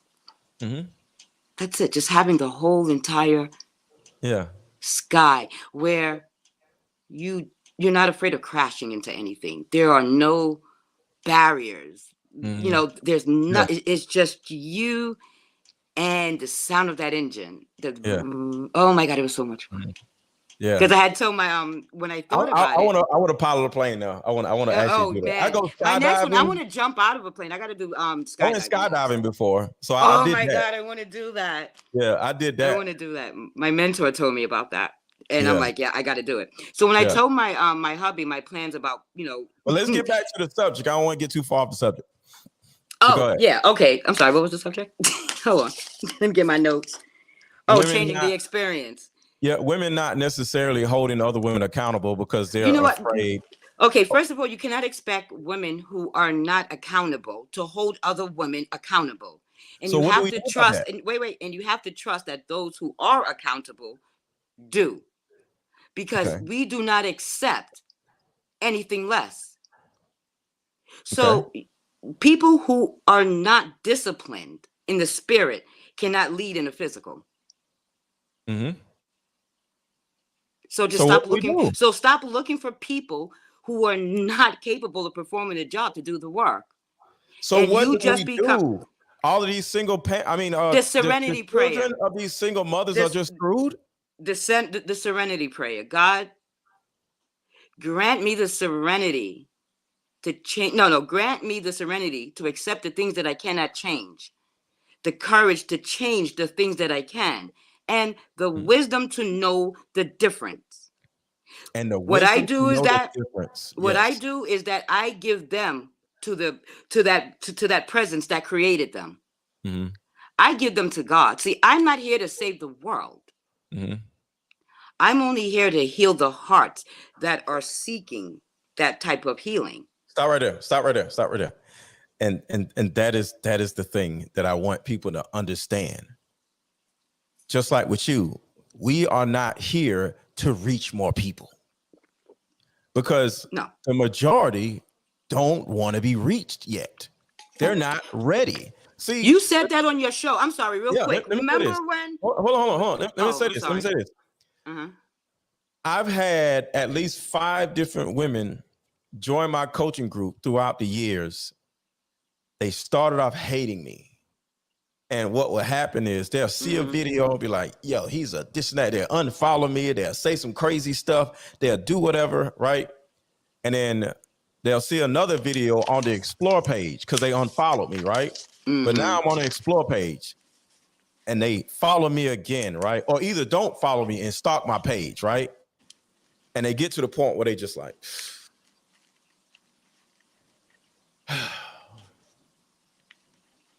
okay, you're right. And a year later, because I'm still consistently doing what I'm doing, they'll join my coaching group. Yeah. And they'll tell me like, yo, I couldn't stand you in the beginning, but it wasn't that you were doing something wrong. I was living wrong. Boom. That right there. I did not want to receive your message because I simply wasn't ready to receive your message. And they thank me for being as real as I am, because if I would have been just hitting them with flowers, bunnies, and marshmallows, and yes, they wouldn't have gotten to the point where they just like, all right, let me go on and change my life because I'm tired of this mess. They would literally be like, man, I wish somebody would be able to help me, because flowers, bunnies, and marshmallows aren't helping anybody. And if I'm flowers, bunnies, and marshmallows on social media, I'm going to be flowers, bunnies, and marshmallows in the damn coaching group. And it ain't going to help nobody do nothing. Right. I'm as real with the women in my coaching group as I am on social media. And they appreciate that. They like, yo, I came to you in particular because I know you ain't going to pull no punches. I know you ain't going to waste my time, because a lot of people waste people's time. They listen.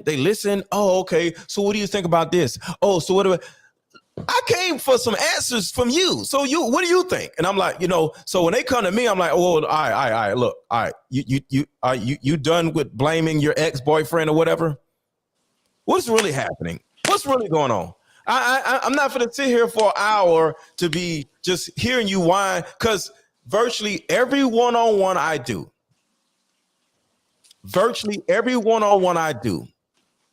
male or female, they start off blaming the opposite sex. Well, my ex-girlfriend did this. My ex-boyfriend did this. My baby daddy did this. My baby mama keep doing this and doing that. Okay, can I say something? Hold on. I'm on done. After about 10, 15 minutes, because we got an hour, on my when we do a one-on-one, right? Mm-hmm. I don't want to waste person. So I let them just talk for about 10, 15 minutes. I'm saying, all right, so you ready now? And they just like, ready for what? To tell me what's actually going on, because this has nothing to do with your ex-girlfriend, boyfriend. No, that person triggered what happened. Are you ready to talk about what actually happened that your ex-boyfriend, ex-girlfriend triggered? Because your ex-boyfriend, girlfriend triggered your abandonment issues. They didn't cause your abandonment issues. They triggered it. Mm-hmm. Are you ready to talk about what caused the abandonment issues? Next thing you know, in a lot of cases, not all, that's when the tears start. Because a lot of times people sit here and put all of this stuff in front of their problem. And now they sitting there like this. Oh, well, yeah. No, that's not the problem. People love to put all this stuff in front of their problem and say, this is the problem. No. And I'm able to see through that. And I'm one of the few people who are able to see through that, because I'm real with those people. So go ahead. I just wanted to say that. Yeah, man, there's like 3 things you said that had me like almost jumping out of my seat with excitement. Well, we collectively, as the human species, have to accept nature. We try to go against nature. We try to fight against nature. I agree. And what I mean is by like the nature of a thing, that the nature that makes that thing that thing. You know what I'm saying? The nature of the apple is in its color, in its shape, in its texture, in its taste, So me biting an apple and complaining, why doesn't this want to taste like an orange? Why doesn't this apple want to change and taste like an orange? Because I find oranges more pleasurable. Now I'm getting mad because the apple will not change its nature for me. But instead of me hold on, time out. Let me finish, please. So me getting upset about the apple not measuring up to my standards, instead of me going and getting an orange and dealing with the orange, we have a tendency of wanting to always try to fix what's not broken. Nothing is broken in the way that things are. That's why I said nature will take its course. We don't deal with people. And once we understand that, we will live so much more harmoniously. We do not interact with people. We interact with mindsets at the level of consciousness an individual is working from. And we must accept them where they are. They cannot move because we decide they're in the way of how we see a more pleasant society. Yeah. All we can do is put it out there, put all the content, and I'm speaking about like content creators like you and I, right? Yeah. The only thing that we can do in order for us to help people is to give content and only speak to the people who are about your content. That's it. Don't waste your time with naysayers, Mm-hmm. because I will not. I went on one live. Oh my God. And this guy was so aggressive with me. Mm-hmm. And I'm like, I will never go back there again. Mm-hmm. And I didn't make a video about it. I didn't rant about it. I'm like, that dude is just straight idiotic. He's just mean. And I was talking to my girlfriend. I said, and I'm like, I'm upset that I can't even delete the damn video because he, you know, I came out of character. I tried to curse him out, and my damn headset kept going in and out. Wait, now why were you trying to curse him out when you not, just not said curse him? No, not curse him out. No, not curse him out like with profanity. Like I want to. Sorry, when I curse people out, I don't use profanity. That's just me. Yeah. Okay, I just tell them how I. That's me cursing somebody out, telling them really how I feel. Yeah. Instead of just like leaving it and walking away. So I'm like, I can't even curse him out, you know, because my headset had a short, and I'm looking like a fool because it sounds like you understand. And I'm in the, you know, so people will get a wrong impression about me, you know, and they will make up their decisions in their minds about me, right? I can't worry about those people. Exactly. You know, I really cannot worry about those people because essentially what I'm worrying about is I'm literally making up scenarios in my mind of things that they're not doing. Like I you know what I said, like I'm looking like a fool, meaning that people are going to make fun of me, but no one's made fun of me. You know what I'm saying? So I'm having all of these negative scenarios that can happen. When I go back on that man's page, I'll be damned, the video was gone. But let me say this though. I just want to add something to what you're saying. You said you can't change nature, right? No, you could only cooperate with it. I agree with you can only cooperate with nature. You can't change nature. But there's another problem here when it comes to human beings. There's a nature side of the human being, and there's a nurture side of the human being. So you can't change nature, but you can change nurture. See, the majority of us, men and women, we've been traumatized by the people that nurtured us, or we just weren't nurtured at all. That can be changed. The nature of who we are, you know, our personality. Well, yeah, definitely. Yeah, definitely. It's just who we are. But like I said, nature, the nature of the thing cannot change. And the people aren't things. No, hold on. Their beingness, their beingness is a thing. Hold on 1 second. It's not a thing. Their beingness is a thing. It's a being. It's a difference. So the way I look at it's a noun. I'm using it as a noun in the form of a noun. It's a thing. It's not a person. It's not a place. It's a thing. So nature is a thing. I get what you're saying, but what I'm saying is there's a nature of a person that can't be changed. Who a person is as an individual can't be changed. That's who they are. Because why do you believe that they can't be changed?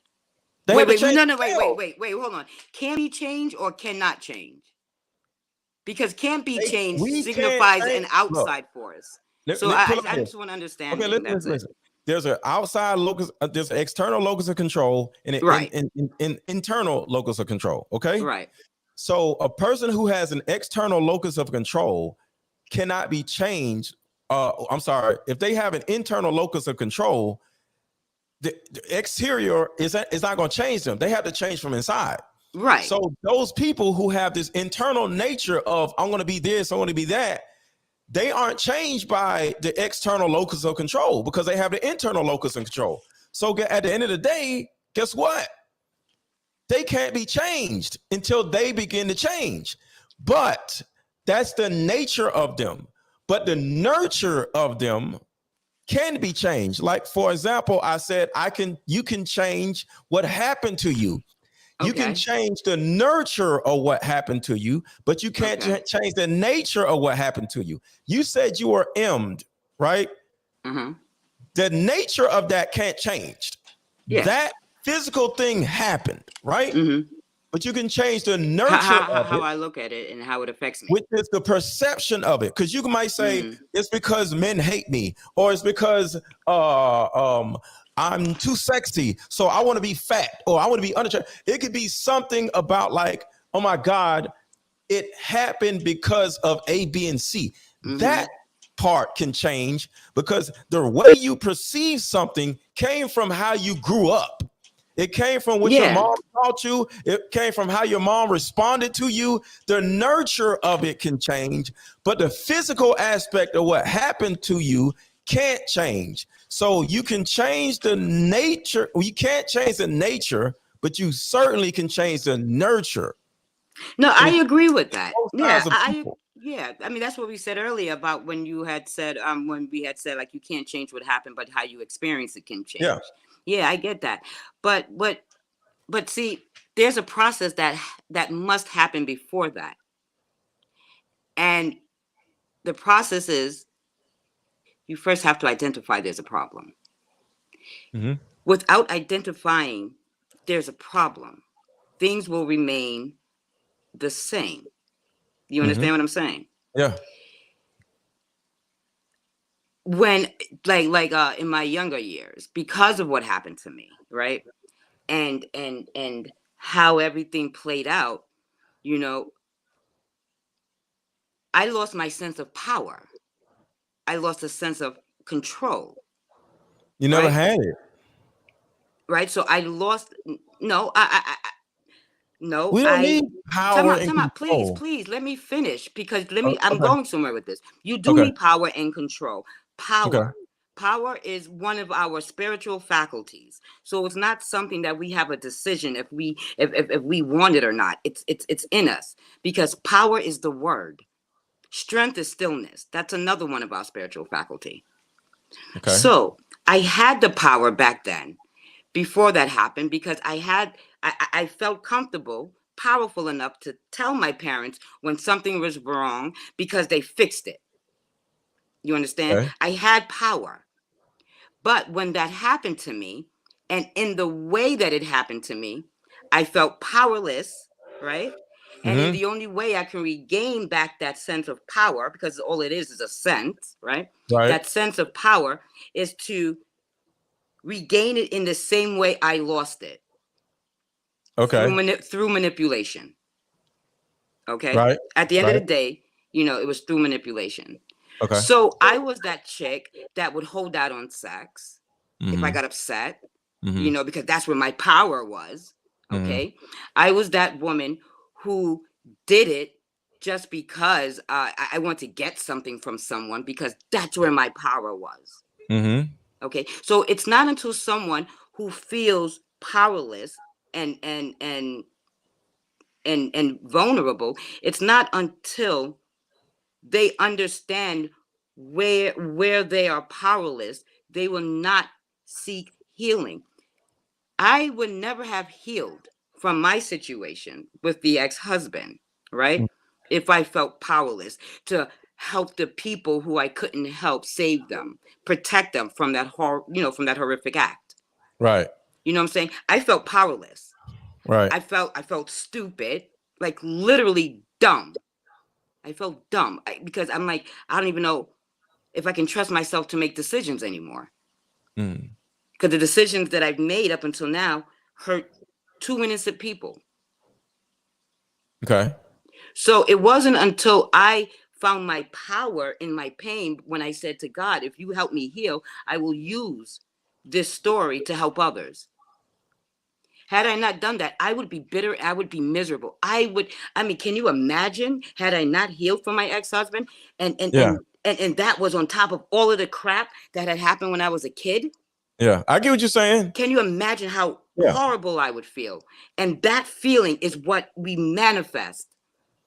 And so that manifestation is demonstrated as action and in things that are tangible in nature that comes to us.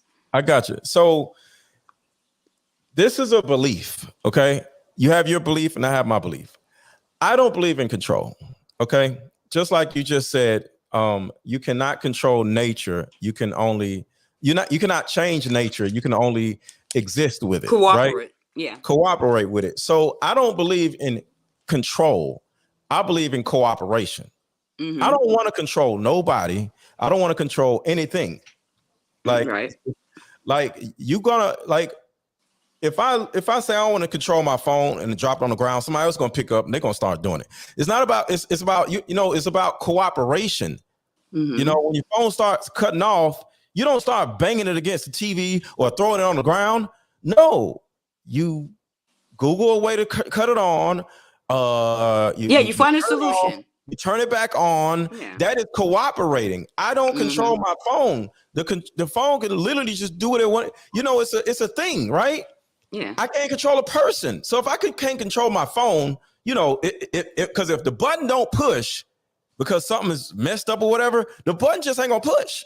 Right. But I can go and get somebody to fix it for me. That's cooperation. So I don't believe in control. I think the person that believes they have control is a person that has a high inflated ego. Because when you realize that you don't control anything, you now are so open to cooperate with other people, ask for help from other people, ask for advice for other people, allow other people to help us. We're now in a better part of the world because we're flowing with the world instead of, like you said, fighting with the world. Because the fight is the control. Yeah. The person that thinks they're in control, usually, they're not. Listen, is usually more stressed, though, Trinity, right? Which means you're really not in control, because if you were in control, you wouldn't feel stressed. That's my point. Okay. Well, no. I think right, the person 100%. That is in control is stressed. Let me give you an example. Yes. I want to get back to the subject, but I want to say this for an example.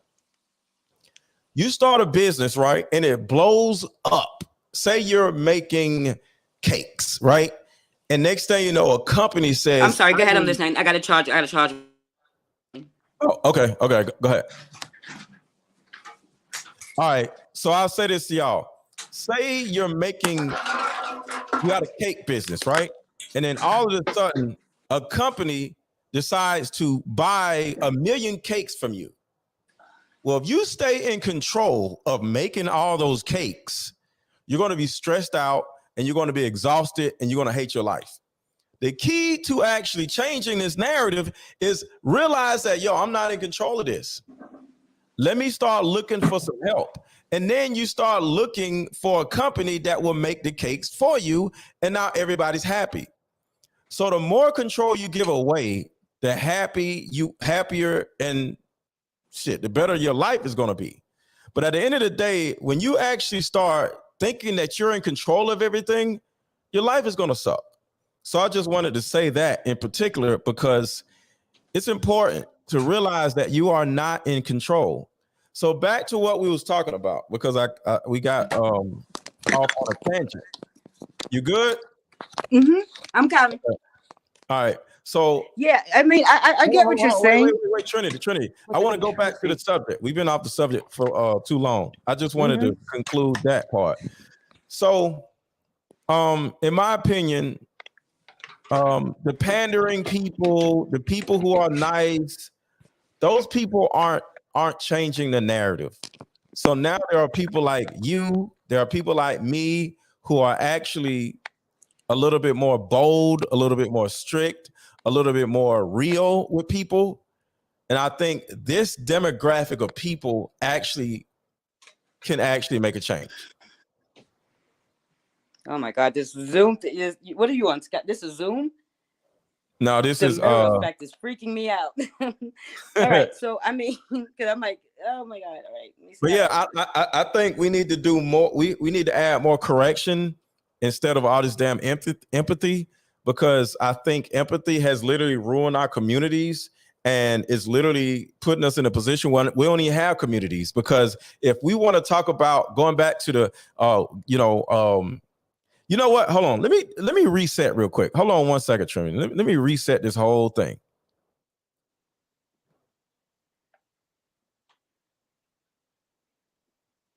Hold on 1 second. Mm-hmm.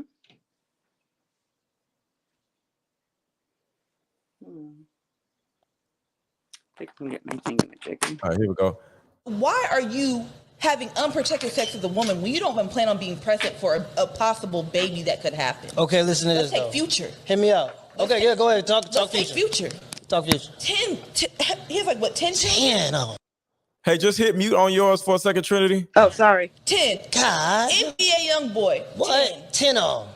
So you have one sexually irresponsible man, but you have 7 sexually irresponsible women. Or in Future's case, you said 10, 9 sexually irresponsible women. Because why would you blaming the woman? Listen to this. If you're a woman, why are you laying down with the man that you know that does not take care of his children? You know that they're not going to stick to you. You already said that. And then when you get left in the dust, you cry on social media like this, like you didn't know it was going to happen. You knew what you came for. Y'all know how men are. Know how men are. Know how men are. So I just wanted to reset the conversation because okay, that's my boy. My what is that? Wait, what is it? Oh my Cruise God, Season. HBO, So we had a Help a Brother Out special, Poor Man's Podcast. Yeah. So we had a great conversation, but overall, I want to get to the position. I want to bring up something that one of the young ladies had said before you got on here. She said, hold on, where is it? She said, there is fear on both sides. So the reason why, according to what you guys are saying or have said, is that one of the reasons why women aren't holding other women accountable because it's fear on both sides. It's fear from the person that did the stupid thing. They don't want to get judged. They don't want to get ridiculed. But the person on the other side, they also have a certain amount of fear because they don't want to lose that person as a friend. They don't want that person to look at them as a bad person. So, Trinity, how can we change the fear on both sides situation with women? Consequences.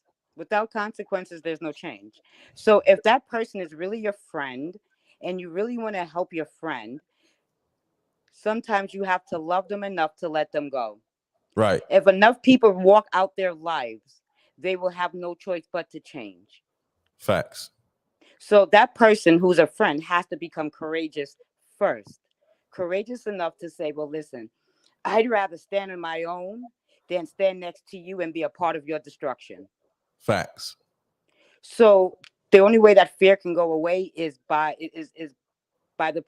from this person who is going to be the one holding the other individual, the other individual accountable for their actions. Without that, nothing is going to change. We can speak about this until we're blue in the face.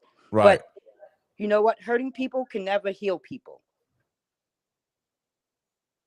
Fearful people can never inspire courageous change.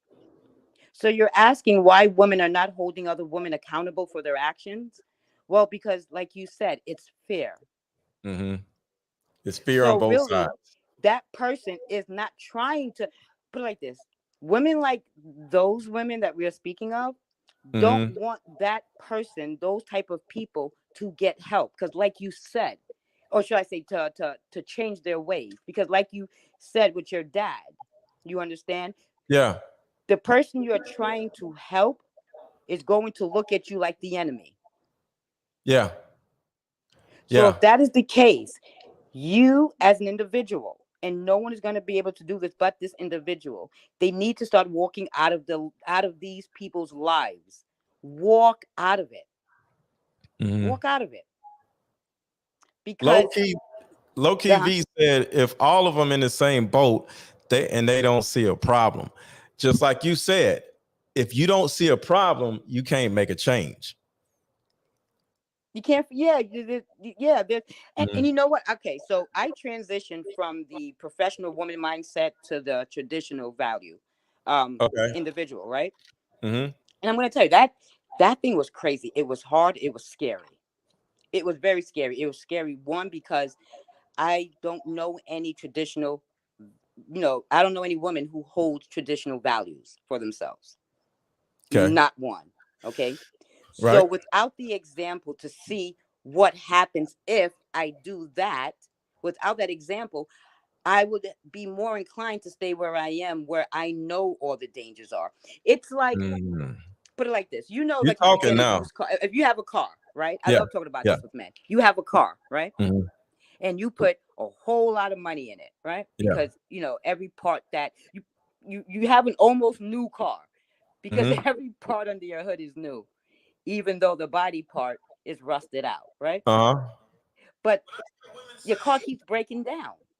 Right. It gets you from here to there until it can't go no more, and then you fix it, and then it takes you back and whatever. You know you need another vehicle that's more reliable, right? That will cost you less money in maintenance and upkeep, right? But it's gonna come with its own separate problems.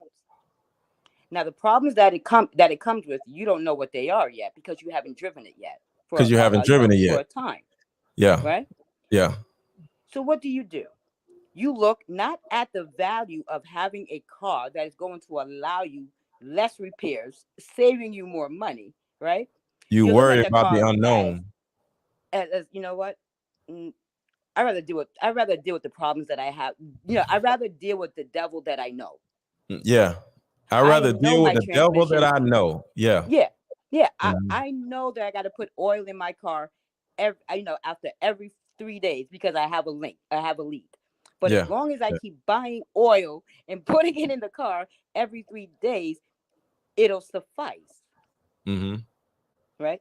But and then I've been start there complaining about all of the bottle of oils that is in your trunk because you never threw the bottles out in the garbage. I lived that story. Yes. And then one of the bottles. So look how the time out. So even though you know better, we don't do better. We never try to do the better we know. We try to do what's least discomforting. That's a fact. That's a fact. We try to do the least of what's discomforting instead of doing better. Golly. I agree with you. We run from our emotions. We run from painful emotions. Painful emotion stirs up painful memories. You understand?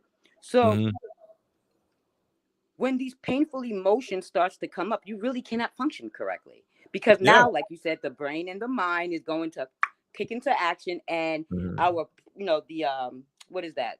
The brain stem. What is part of the brain is that called? The primordial? The hippocampus. Yeah. No, not the hippocampus. The brainstem, the base of the brainstem that connects to the spine. The ganglia. That's called, I think your your early prefrontal brain. cortex is up here. You talking about the base of ganglia? I'm talking about the back. I don't know. Brainstem, where your brainstem is. And anyway, it's our limbic system that acts up. That lights up. Our limbic system for our emotions. Yeah. That's where our fight or flight comes in. Right? And it's automatic with every negative thought. Because the brain, like doesn't know if this. Oh, you talking about the amygdala? Yes. You talking about the amygdala? Okay. Yeah. So when we even have an idea of changing something without knowing the results, our brain, starts to light up in that area, and it releases the chemicals that is necessary to keep us alive, to help us fight or run. Yeah.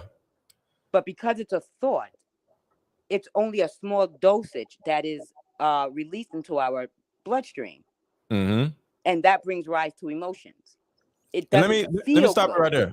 I just want to give people a good understanding because I don't want people to go too far and be like, I don't know what they're talking about.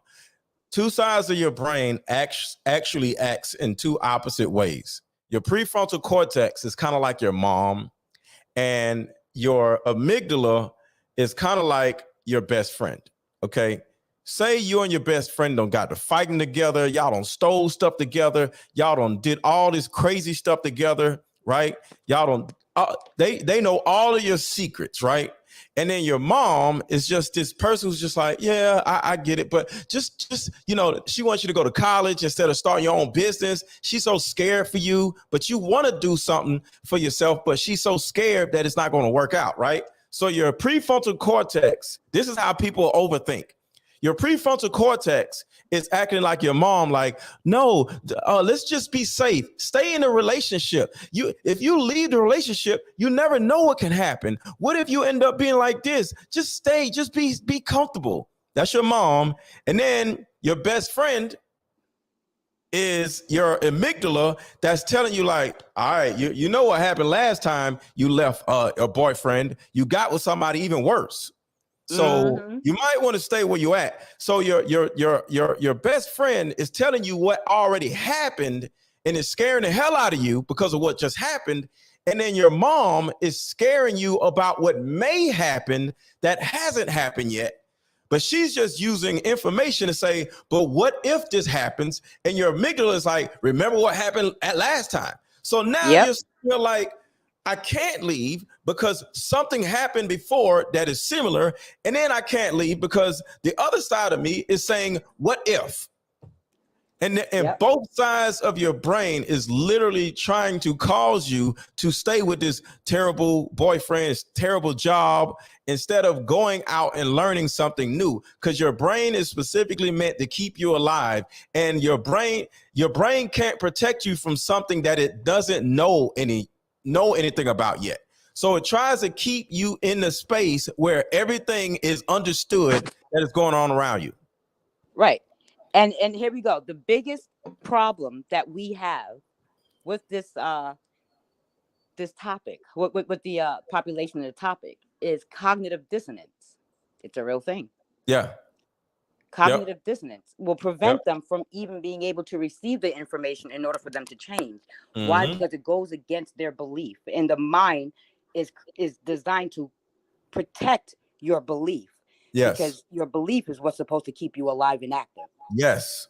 So until they get over or get through or are able to push through the discomforting feeling that cognitive dissonance produces, they can never find out the what if I did part of it. Right. Because I remember when I told my mom and stuff, I'm like, I think I know a way of creating a lifestyle, right?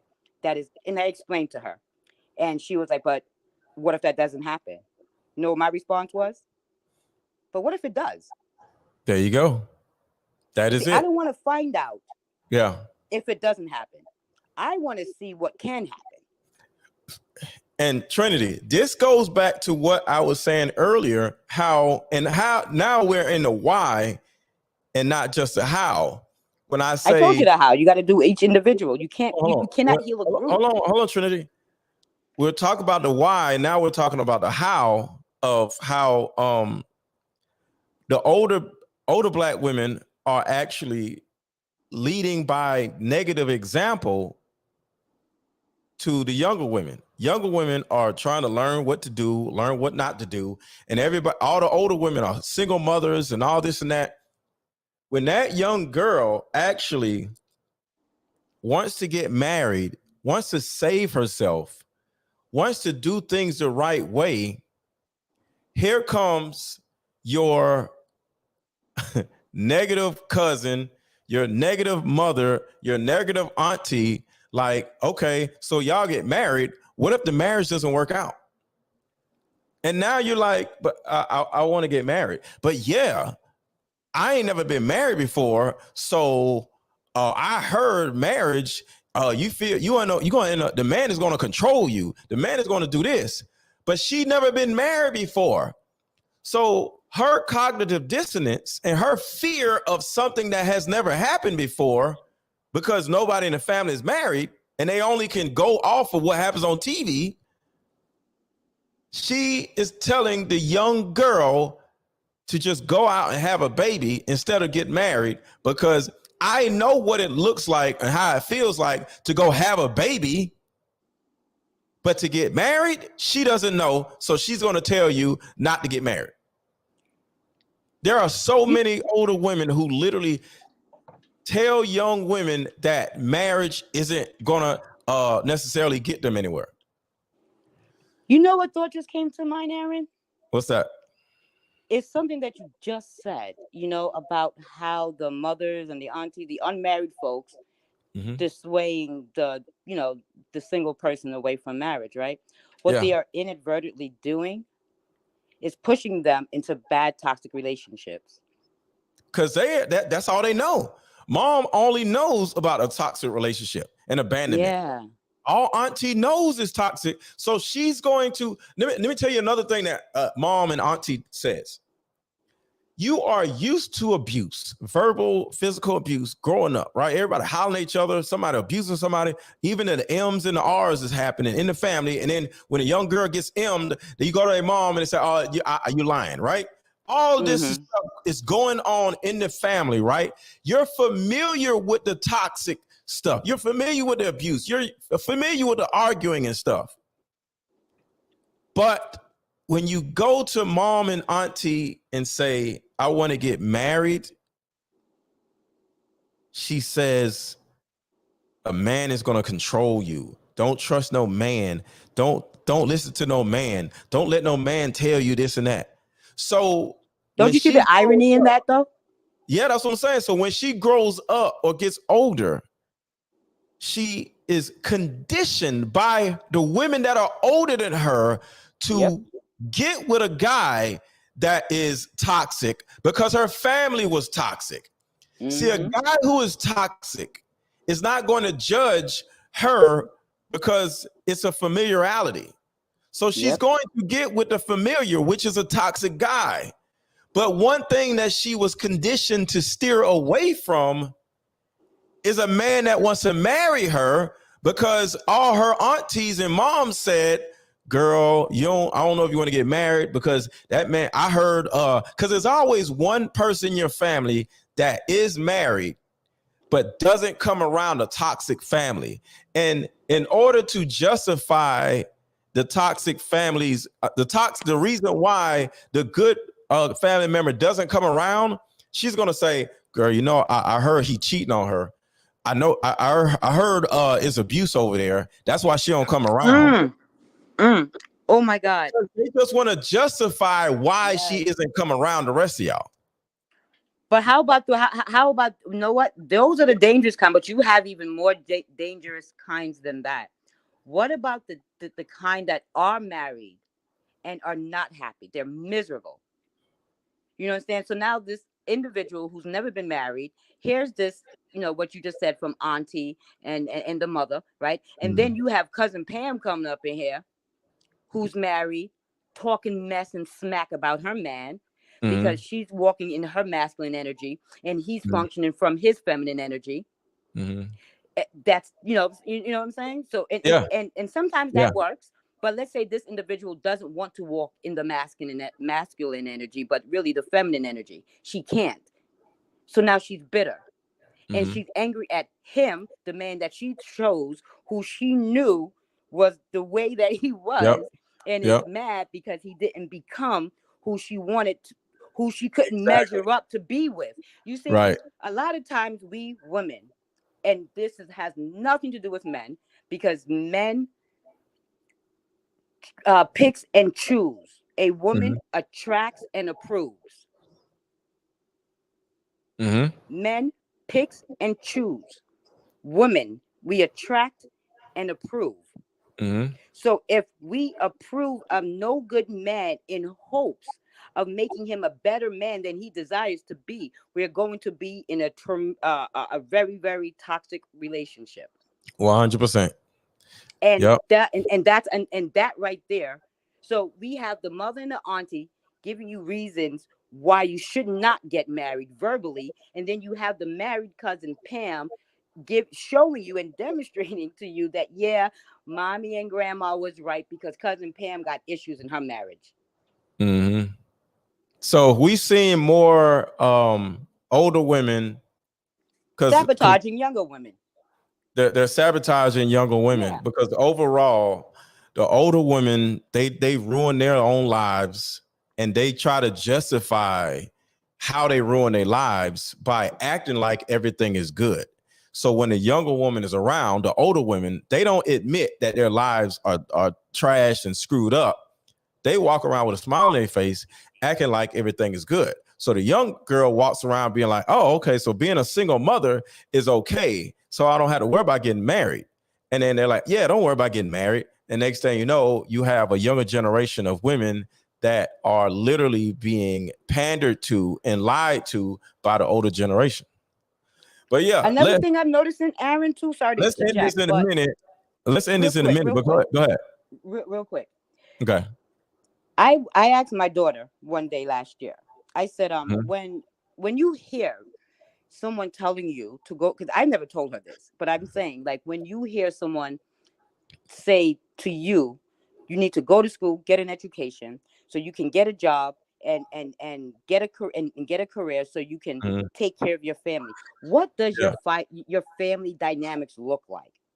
And she was like, what do you mean? I said, when you think about your family, who's in the picture?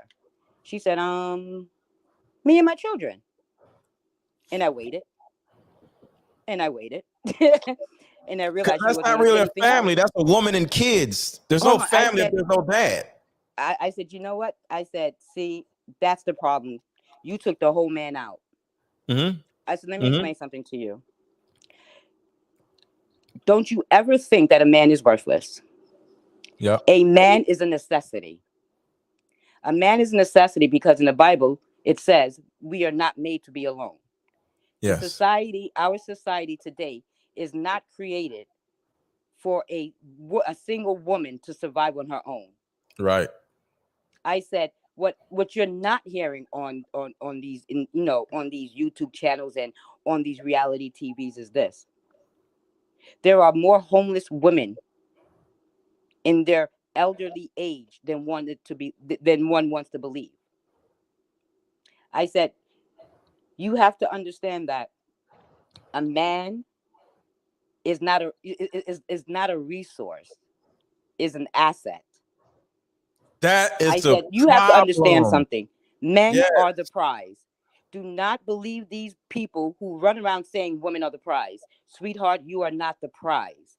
Don't ever strive to become the prize. I am going to lift you. I'm going to raise you to become a blessing. Women are not the prize. They are the helpers. Huh? They are the helpers. Right. They're helpmates. Right. They're not the prize. They're helpmates, not prizes. Yeah. A prize can't really help me. A prize is like a teddy bear or golf clubs or something. You know what I'm saying? So yeah, women are not the prize. They are helpers. I agree. And I told her, I said, whenever you start getting into like these really deep dating things or whatever, like, you're in the dating world, do not go into any type of relationship looking to get anything out of it. That's not how we date. That's not how it works. The correct way of going into relationships is with the mindset of who can I experience myself as while I'm in it. It's all about experiencing yourself as yourself and expressing yourself as that person through your actions. Whoa, who can I experience myself as while in this relationship? Yeah. Can you elaborate on that? With this one, I want to experience myself as, like with my guy, I want to experience myself as understanding. I want to experience myself as grace. I want to experience myself as forgiveness, patience. These are how I want to experience myself. And in my desire of experiencing myself in the way that I want to, he benefits. Yeah. I want to experience myself as a peacekeeper. I want to experience myself as somebody who is soft and warm. Wow. So like if somebody asks me, what do I bring to the table? I'm quick to tell you. First thing I come with is the word of God on my lips, the love of Jesus in my heart, and a consciousness like Christ. I come with good sense, insight, wisdom. I come with good counsel. I come with understanding. I come with favor. I come with a sense of urgency to serve. That's what I come to the table with, and not bullshitting. That's my life. That's me. It's how I am. Yeah. I come with the ability and desire to protect your character. The desire to protect your character. Oh, golly. Yeah. So that's what, and that's what men are looking for. They're not looking for a woman who comes with the tangible things that they can get on their own. They want a woman to be the things that they cannot be because they are moving from their masculine energy. Only a feminine energy could bring the feminine, spirit with her. Yo, we got to end it there. Golly, the desire to protect a man's character. That is so important. God, yeah. That was amazing. Y'all drop some emojis, some flames, something, because golly, am I the only person who heard that? Do y'all have like drop something in the comments? Say something. Hit the like button. Do something. I want to see like if you guys heard this woman. She said, "Who do I want to experience myself as while in a relationship?" Sheesh. And then become it. Express yourself that way. I love that. I love that. All right, so we going to head out. I'm glad y'all are liking this. That's what's up. And hit the like button. We about to go. I'm so excited about my show tonight. When men are the prize, a wife becomes a blessing. Yeah. I oh my God. So tell everybody about that. Okay, so on Instagram, I'm going live under Wives Men Prefer. Say it again. Why? What? Tricky spelling. It's Wives Men Prefer, as is. Okay. And I want to bring awareness. I want to get away from the arena of the people that I cannot help and start communicating in the way that I would with those who I can.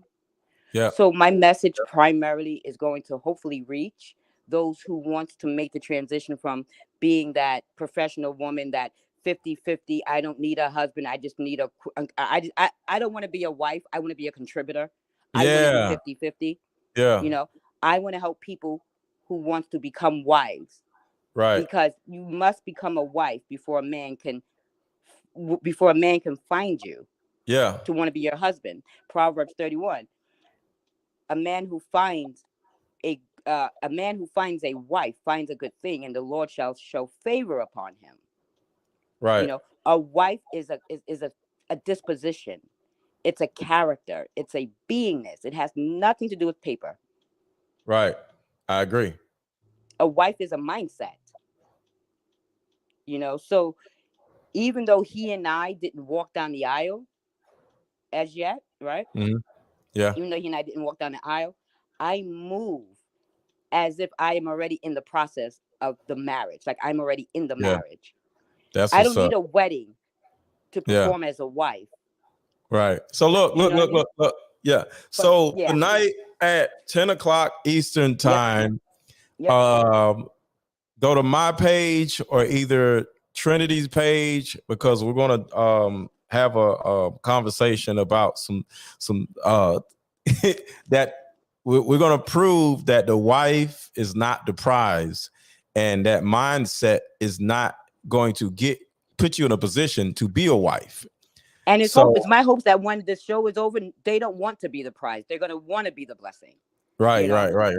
So I'm about to head out. Thank you guys for watching, and make sure to watch the next video coming up next, or just go on my page on YouTube and watch my next video, and hit the like, subscribe, all that good stuff. Y'all have a good rest of y'all's day. Yes, it was amazing. Thank you for having me. Thank you so much for coming. Talk to you later. Awesome. All right. See you later. Bye. Bye-bye.